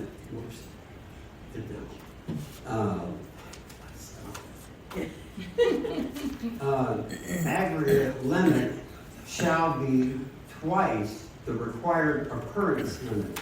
The defense costs shall be outside the policy limit. The state of Ohio, its officers, officials, and employees are to be covered as additional insurance on the commercial general liability policy with respect to liability arising out of work or operations performed by or on behalf of the operator, including materials, parts, or equipment furnished in connection with such work or operations. 6.2.2. Automobile liability insurance covering Code 1, any auto, or if operator has no owned auto, Code 8, higher, and 9, non-owned, with a limit no less than $1 million per accident for bodily injury and property damage. Workers' compensation insurance as required by the state of Ohio or the state in which the work will be performed with statutory limits and employer's liability insurance with a limit of no less than $1 million per accident or bodily injury or disease if operator is a sole proprietor, partnership, or has no statutory requirement for workers' compensation. Operator must provide a letter stating that it is exempt and agreeing to hold state of Ohio harmless from loss or liability as such. The insurance policies are to contain or be endorsed to contain the following provisions. Goes on for a while. 6.3.1. Additional insured status except for workers' compensation and professional liability insurance. The state of Ohio, its officers, officials, and employees are to be covered as additional insurance with respect to liability arising out of work or operations performed by, on, or behalf of the operator, including materials, parts, or equipment furnished in connection with such work or operation. Coverage can be provided in the form of an endorsement to the operator's insurance. 6.3.2. Primary coverage for any claims related to this agreement. The operator's insurance coverage shall be primary insurance. Any insurance, self-insurance maintained by the state of Ohio, its officers, officials, and employees shall be excess of the operator's insurance and shall not contribute with it. 6.3.3. Umbrella or excess insurance policies. Umbrella or excess commercial liability policies may be used in combination with primary policies to satisfy the limit requirements of such umbrella or excess commercial liability policies shall apply without any gaps in the limit of coverage and shall be at least as broad as and follow the form of the underlying primary coverage required above. 6.3.4.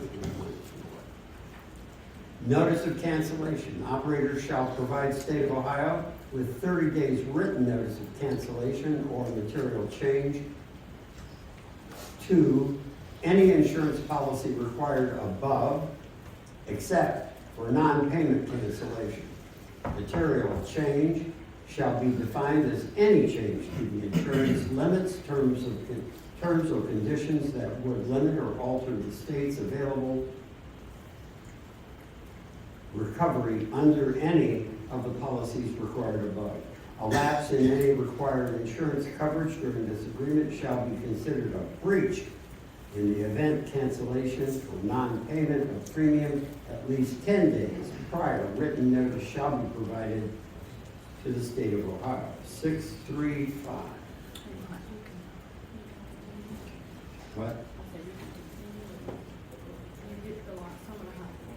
I'll tell you what, it goes on to say more deductibles and this is all related. If you have to buy your own insurance, you're going to probably have to hire a lawyer or someone to make sure that it complies to all of these. We go to deductibles and self-insured, claims made policies. Let's see if there's anything else here. This is still all insurance. Let me just make sure there's nothing else. Unless procured by a furnisher, the original certificate, record keeping. Oh, yes. Okay. During the performance of this agreement or for a period of 5 years after its completion, operator agrees to maintain proper systems of accounting and auditable records in a manner consistent with generally accepted accounting principles, account for the expenditure of all funds provided by this agreement, including any and all direct and indirect costs expended, and to make these records available to review upon request by OOD, upon request. Representatives. Operator agrees to retain all records and reports for a period of not less than 5 years following audits by the appropriate state and federal auditing agencies, or until questions arising from audit have been resolved, whichever is later. OOD reserves the right to inspect and audit any and all records related to this agreement. Okay. Operator agrees to be responsible for the costs of any audit in which OOD determines that the operator violated any provision of the federal or state law.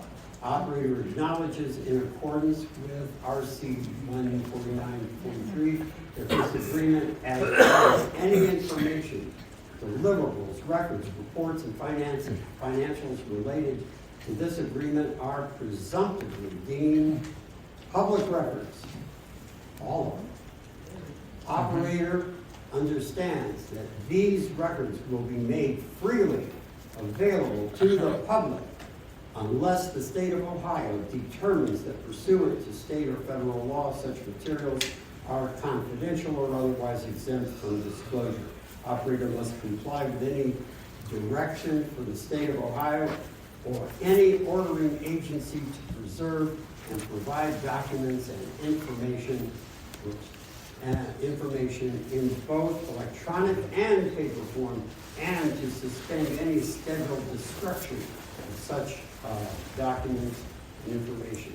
And now we have employment opportunity. Operator will comply with all state and federal laws regarding equal employment opportunity, fair labor and employment practices, and then force majeure. There was something in there that says what type of records the record keepers we have to follow like an accounting firm. That was GAAP, Yeah. Generally Accepted Accounting Principles. So now we have also severability. Let me just make sure that this doesn't provisions of this agreement are severable by controlling law, entire agreement waiver, notices, all notices. There's all sorts of stuff about notices, headings, execution. The agreement is not binding upon the parties unless executed in full, and that's it. Thank you. Thank you. Thank you so much. One of the main things that we're concerned about with this agreement, first of all, if you listen to we have a lot of expiration dates. So basically, your BOA is where we consider it is your location until you leave. That will be no more, from where I'm understanding. You're subject to renewal every year. So we will take questions. There was something else you wanted to? He stepped out of the room. Oh, okay. Anyone else got any questions or?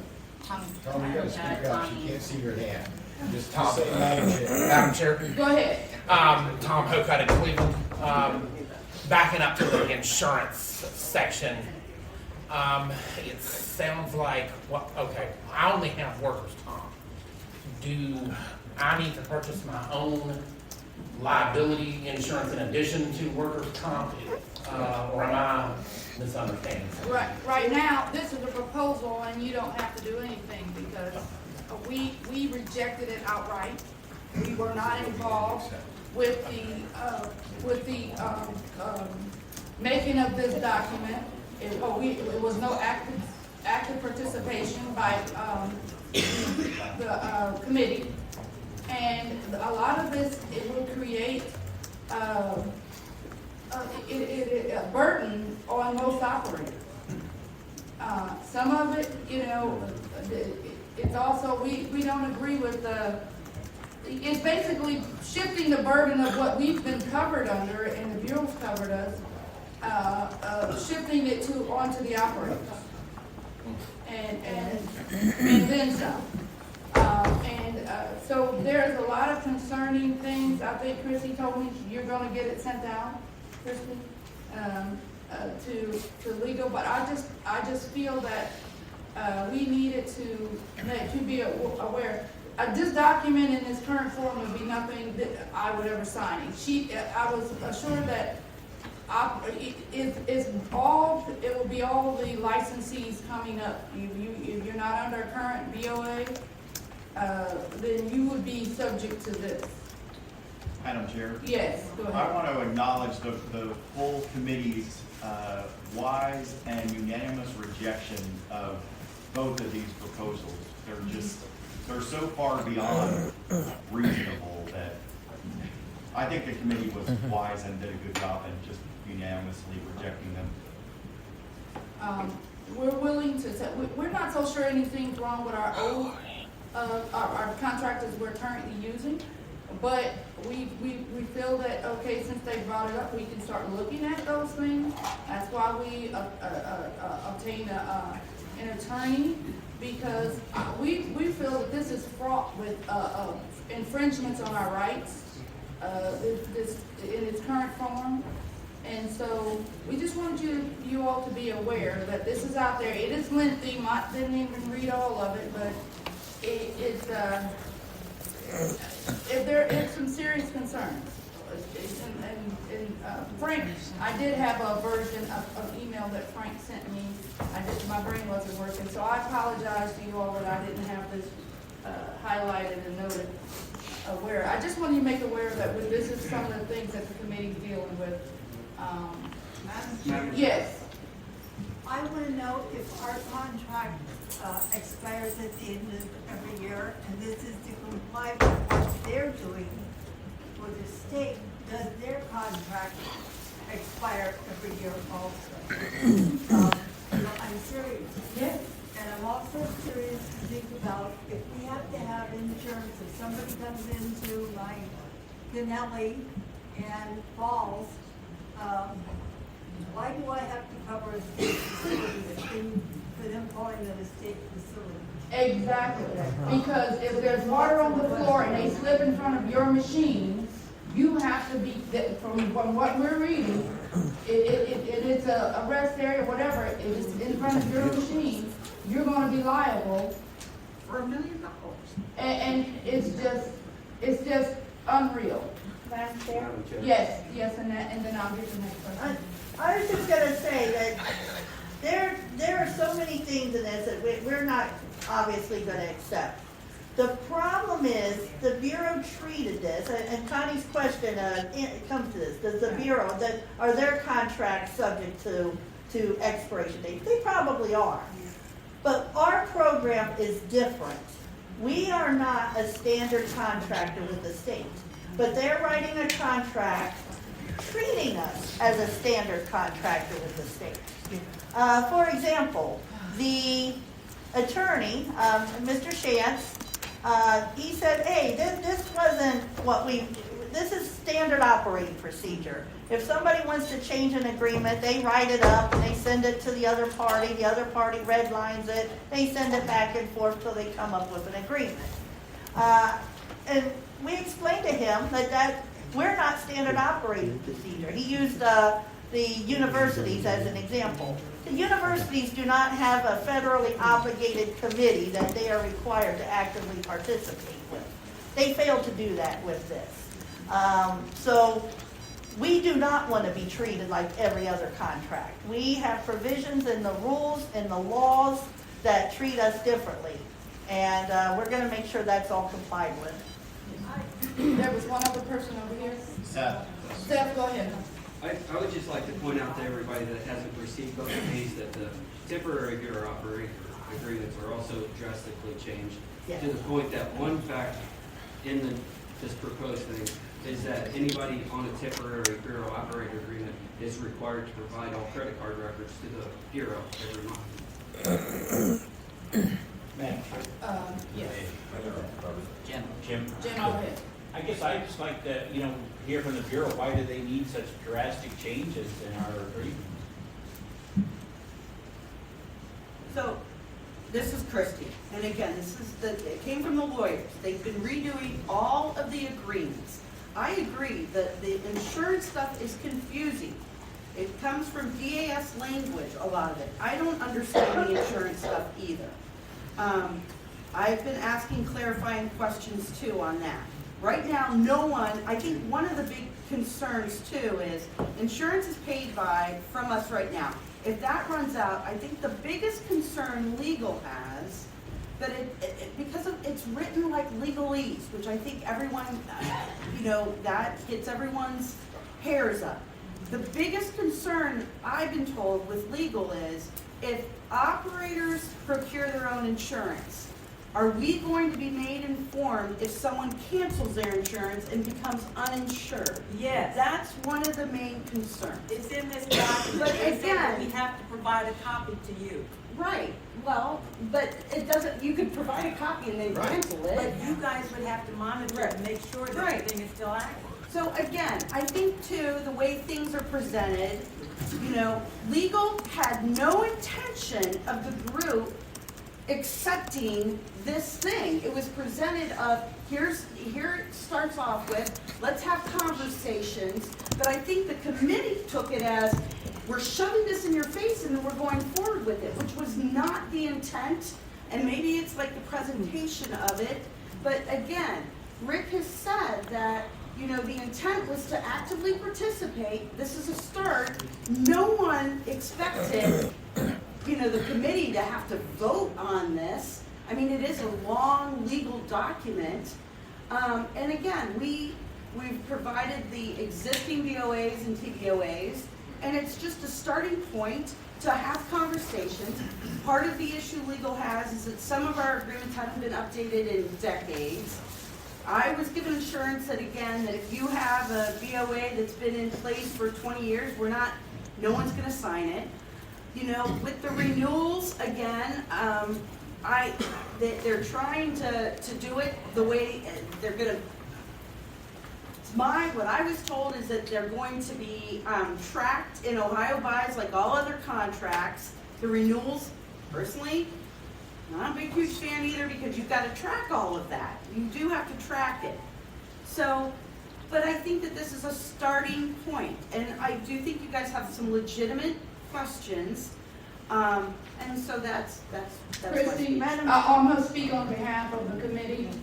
The committee has a problem with it because we weren't involved in the making of it. We should have been involved in the drafting and the making of this document, because clearly, it seems to me that legal might be looking at covering OOD and whatever OOD's responsibility, but not really taking into account what we are as a program and how this would affect us. And I think, Madam Chair, go ahead. I was just gonna say, the starting point is our current agreement.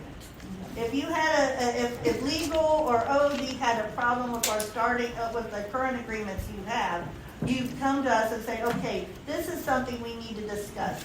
You don't put, 3 times longer at least, contract in front of us and say, let's negotiate out all these points that we've already written and make this new document the starting point, seeing what you get out of it. That's not how this works. It works with, hey, our current agreement doesn't cover this, the state really would like to just talk about it. And then we hit that point. This thing, it blindsided us, absolutely blindsided us. And no, I don't believe for 1 minute that Rick Stantz thought we were gonna, congratulate him on a job well done, vote it through and move forward. Speech on. Stop. Button. Speech off. But what I think he's trying to do is get us to a point of negotiating, get us some of the more egregious things out so he can say we graciously gave up some stuff and really stick to a few of the high points that they want. We don't start with this contract, and we rejected this completely. Our starting point are our current agreements. If they need to be amended, the committee will be happy to actively participate. Madam Chair. Yes. Yeah, is there an explanation from the SLA concerning the annual renewal of this contract with the BOA? I don't understand the question. Can you? So, okay, according to what Mont read, it sounds like an operator can be removed from a facility on an annual basis if the Bureau just determines. No, you still have to follow the rules. There's process with the rules. This is just the agreement. And again, it gets into the legalese, and I'm not a lawyer. Well, it's saying that it renews our contract is subject to be renewed every year. At the sole discretion of OOD. That's pretty clear. And that's not the way we work, that's not the way we've done it, and that's not the way we've ever, so, that's why, it's concerning, and then it talks about expiration throughout that document. Madam Chair. Yes. These proposals were not muddled in legalese. That's not how they were presented, and they're not that confusing. Everybody unanimously rejected them. Anyone? Yeah, Madam Chair? Yes. Jeff, a couple of things. One, and I've been a state contractor years ago, but there was not a governing law necessarily that like our rules are, that say, these are the things you can and can't do. I don't know how that lives in concert with this particular agreement. I'm like Christie, I'm not an attorney, but there are so many blaring things in this that to me, right off the top of my head, are in they're contrary to the rules. You can't do some of this stuff. I want to point out to everybody in this room, this insurance thing, and I sympathize with the Bureau trying to figure out where the money's going to come from.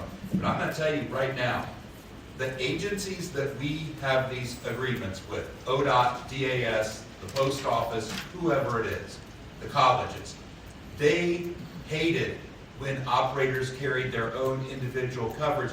They were all different. One of the reasons for doing what the Bureau is now doing was twofold. One, they wanted to standardize the insurance for all the facilities. They wanted to know what the coverages were and how things were going to be covered. The other one was because when we did temps, when we did site attachment, temporary type things, there was a constant movement of all these operators and all these facilities. You could not literally keep track of who was insured, who wasn't insured. Our then BSBI director said, we are exposed to liability we do not want. And that is another one of the big reasons why they did this. The money situation was different back then, I get that. We have got to figure out a way to keep this in-house with the Bureau because it protects the program in addition to all of us and the state agencies and other agencies they work with like it better because they know this insurance is, Christy talked about how will we know your insurance is enforced? Well, how's the building that I have my machines in or cafeteria and how are they gonna know that I'm still insured? I mean, it opens up, for Rick being an attorney, this whole thing could expose the state of Ohio and our program to legal peril. And that's, that's just the insurance component. That has nothing to do with the rest of it. But that's the thing we need to really remember too. Thanks. Yeah. Yes, Mo? Stick with Mo. Yep. I just, Do you need a mic? Here, I got one. Here, I go. I don't talk very loud. We got you. I just wanted to let you know that in my current rest stop agreement, those liability rules already exist in it. So if you read your rest stop agreement, the BOA does say that you have to have OOD and Ohio Department of Transportation as on your insurance. So a lot of you probably already signed an agreement that has this in there without reading it. But as to Christy's question earlier, I am from Michigan, and the way they do it there is the state offers us to be on the state liability insurance because they have such a good rate. We pay a small sum out of our set aside towards that every month. And that's how they keep track of who's insured, and it's all the same insurance. So, Madam Chair, Yes, go ahead. so insurance, like, let me talk about the insurance, which and we finally actually have a system down with the insurance. We're now on an April renewal, not the July, which always screwed it up. We have a good system with insurance. And the other thing is that DAS requires contractors to cover $2 million, but we've asked and we've been given that $1 million for liability. So we do have enough money to purchase insurance next year, but once the co-contract goes away, it is going to be problematic. But we've talked internally with the local committee that, and how some states do it, is that they procure it, but then they invoice the operators. But what we can do is we've got monies that we can give, like a benefit check that you are allowed to use set aside. I don't know, Mo. I don't think you're allowed to use set aside. I'm not sure it's from set aside. It can't be, because per RSA, insurance is not allowed to come from set aside. That I know for sure. But we can offset that from like a benefit check, or like to give people like, to give them like a 2-week vacation or health insurance to offset that. But I agree, I like to have it in-house, so we know that. The other thing is that some of the grantors do require from their BGAs policy certificates, and we have a list of that, so every year when we renew, we know that, I don't know, I think Hamilton County's one, there's What time do we adjourn exactly? require the policy. What time do we adjourn exactly? What time do we get out exactly? Do we tell them to get out of here? Yes. It's 11:30? Even if you're going to volunteer to check it out, how do you know what it's being used for? It don't really see what time it's over We with. have to figure that piece of that out. Right now And it's that's fine for 11:30. us to look Okay, at, that's what I thought. But, and try to figure it out. But some of these insurance and some of this stuff in that we were, in this proposal was just, it was blindsiding. There's no way that, and I'm sure that you all recognize, there's no Did way they do that the operators will be election able to yet? We did, yes. afford that. Okay. Anything else on this topic? And anything else you all want to discuss? Madam Chair, I just would like to, Chris mentioned it at the beginning of the meeting and people were talking, I'm not sure if everyone heard it. OBV has agreed to provide legal counsel for the OVRC to help with this whole thing with the agreement. Committee's very appreciative of that. The lawyer was told, and Mr. Shand said, and he looks forward to working with the attorney. Everyone should know that that's not how this works. The attorney can advise and consult, and obviously we want their help, but the lawyer will be negotiating with the OVRC. That's their obligation to do that. And we want to thank OB. Yes, that's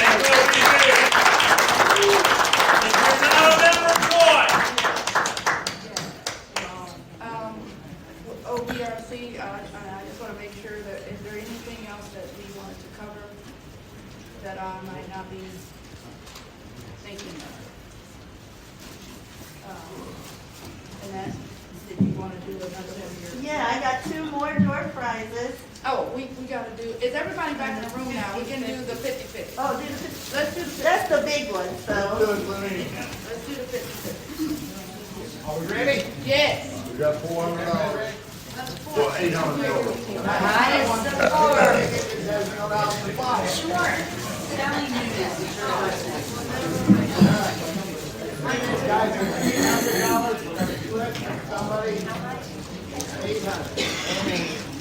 All right. Let me read the number. I'll read the number. The number is 013108. 013108. And if anyone needs help looking at that tickets, I'm happy to do so. Proud of you. Got it. Read that number one more time, Sally. 013108. Not in there, shall we? 4.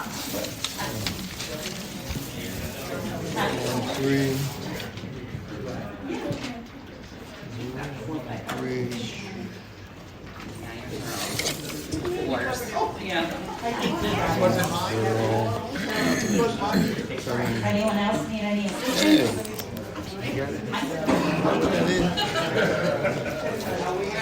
We had a couple different roles. Were they all the same color? I don't think color. Yeah, it's the same color.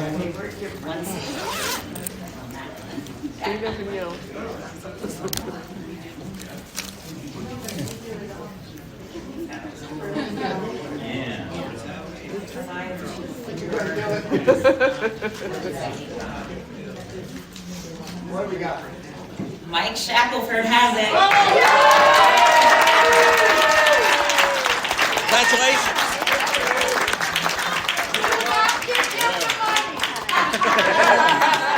Congratulations. Congratulations. Congratulations.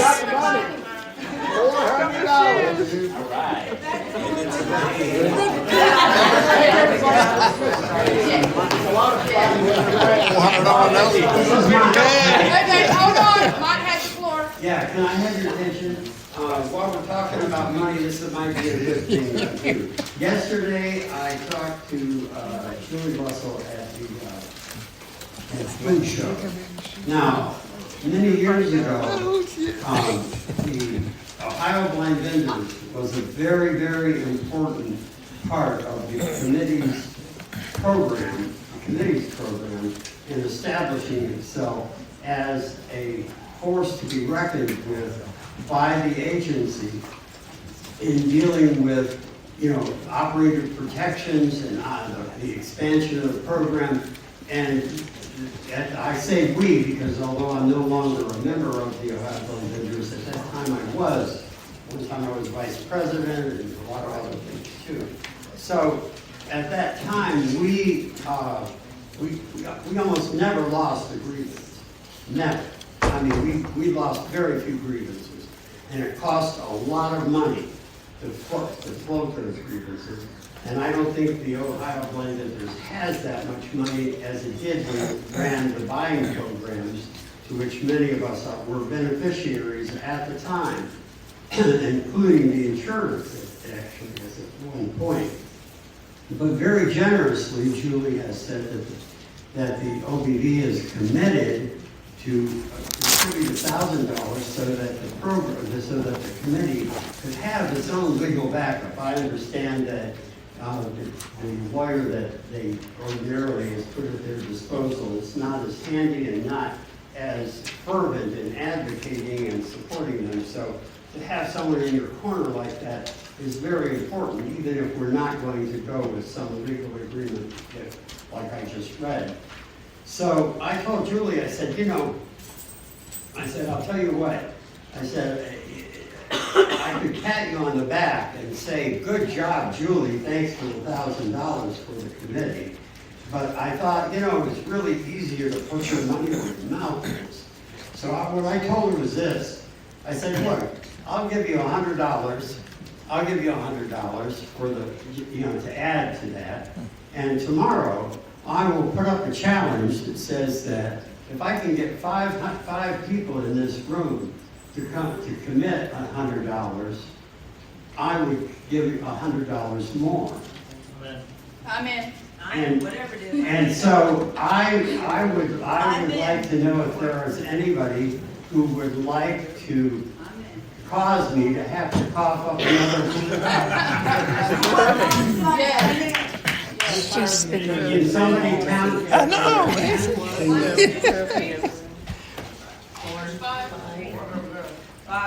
Well, there could be more, that would be all right. Listen, Julie, I'm gonna leave it up to you to try to, does everybody know who Julie Russell is? Yes. She's new here. I can't be in charge of contacting her, but I accept on your honor that you will Lenny Johnson's fulfill your pledges, and I certainly will fulfill mine. And if that's the case, that means we now have a commitment for $1,700 for support. Thank you very much.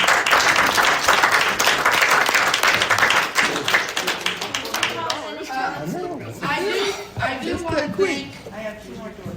Okay, I do want to thank. I know the facility. This is a beautiful facility, but I know it was not without challenges to some of us, the lighting and stuff like that. But I want to thank Lindsay and the committee for putting this together, the statewide committee, and Julie for doing the best that they could. It's the OBV, not me. OBV. It's Julie. Yeah. And we just want to thank you all. So let's give. We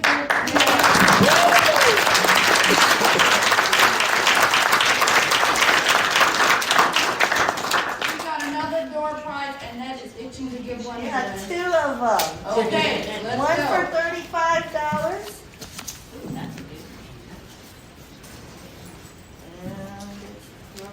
I don't know, I'm liking this cash thing.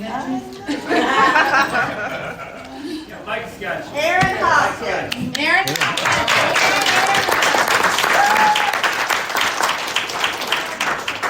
And He wasn't here, but. oh, is He he had a- here? No, Aaron's All right, His ride came. let's see Oh, it's here. for Aaron. He's missed that. Let's see. Megan Rust.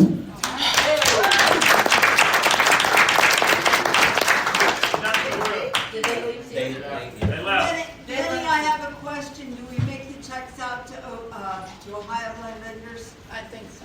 Is that the case, Julie? We make it out to Ask open? Lenny. Yes, the answer is yes. All right, Megan left, so let's try another one. I don't know who I'm sending the money to. Chris, are we sending that directly to the attorney? Virginia Moore.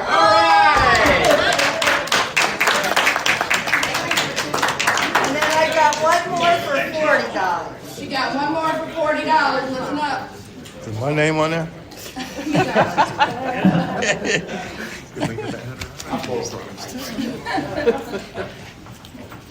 Lisa Litzinger.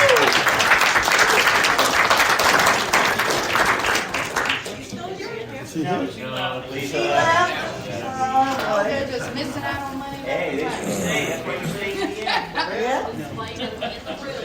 Yeah, let's see. I'm here. One more for $40. Jim said, Jim Lux, no.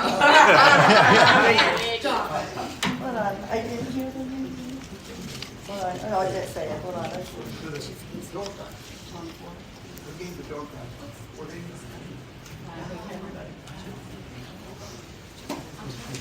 Hold on, I'm not gonna use this after next year, because it's slow. I think this is the door prize. Yeah, this is the $40. I'll give you a call. Jeremiah Williams. Yeah,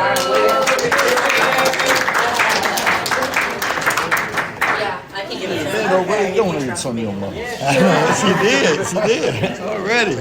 Donation. That's even you guys. Okay, is that everything? Is that everybody? Okay. Thanks to everybody for We're gonna doing it. adjourn. I move to adjourn. You got a second? Speech on. Stop button and illustrate AX speech off. Speech. Image. Heading. Tool. Center. Caption. Heading. Record. Image description. Record. Cap. Tool. Image. Done. Button. Stop button.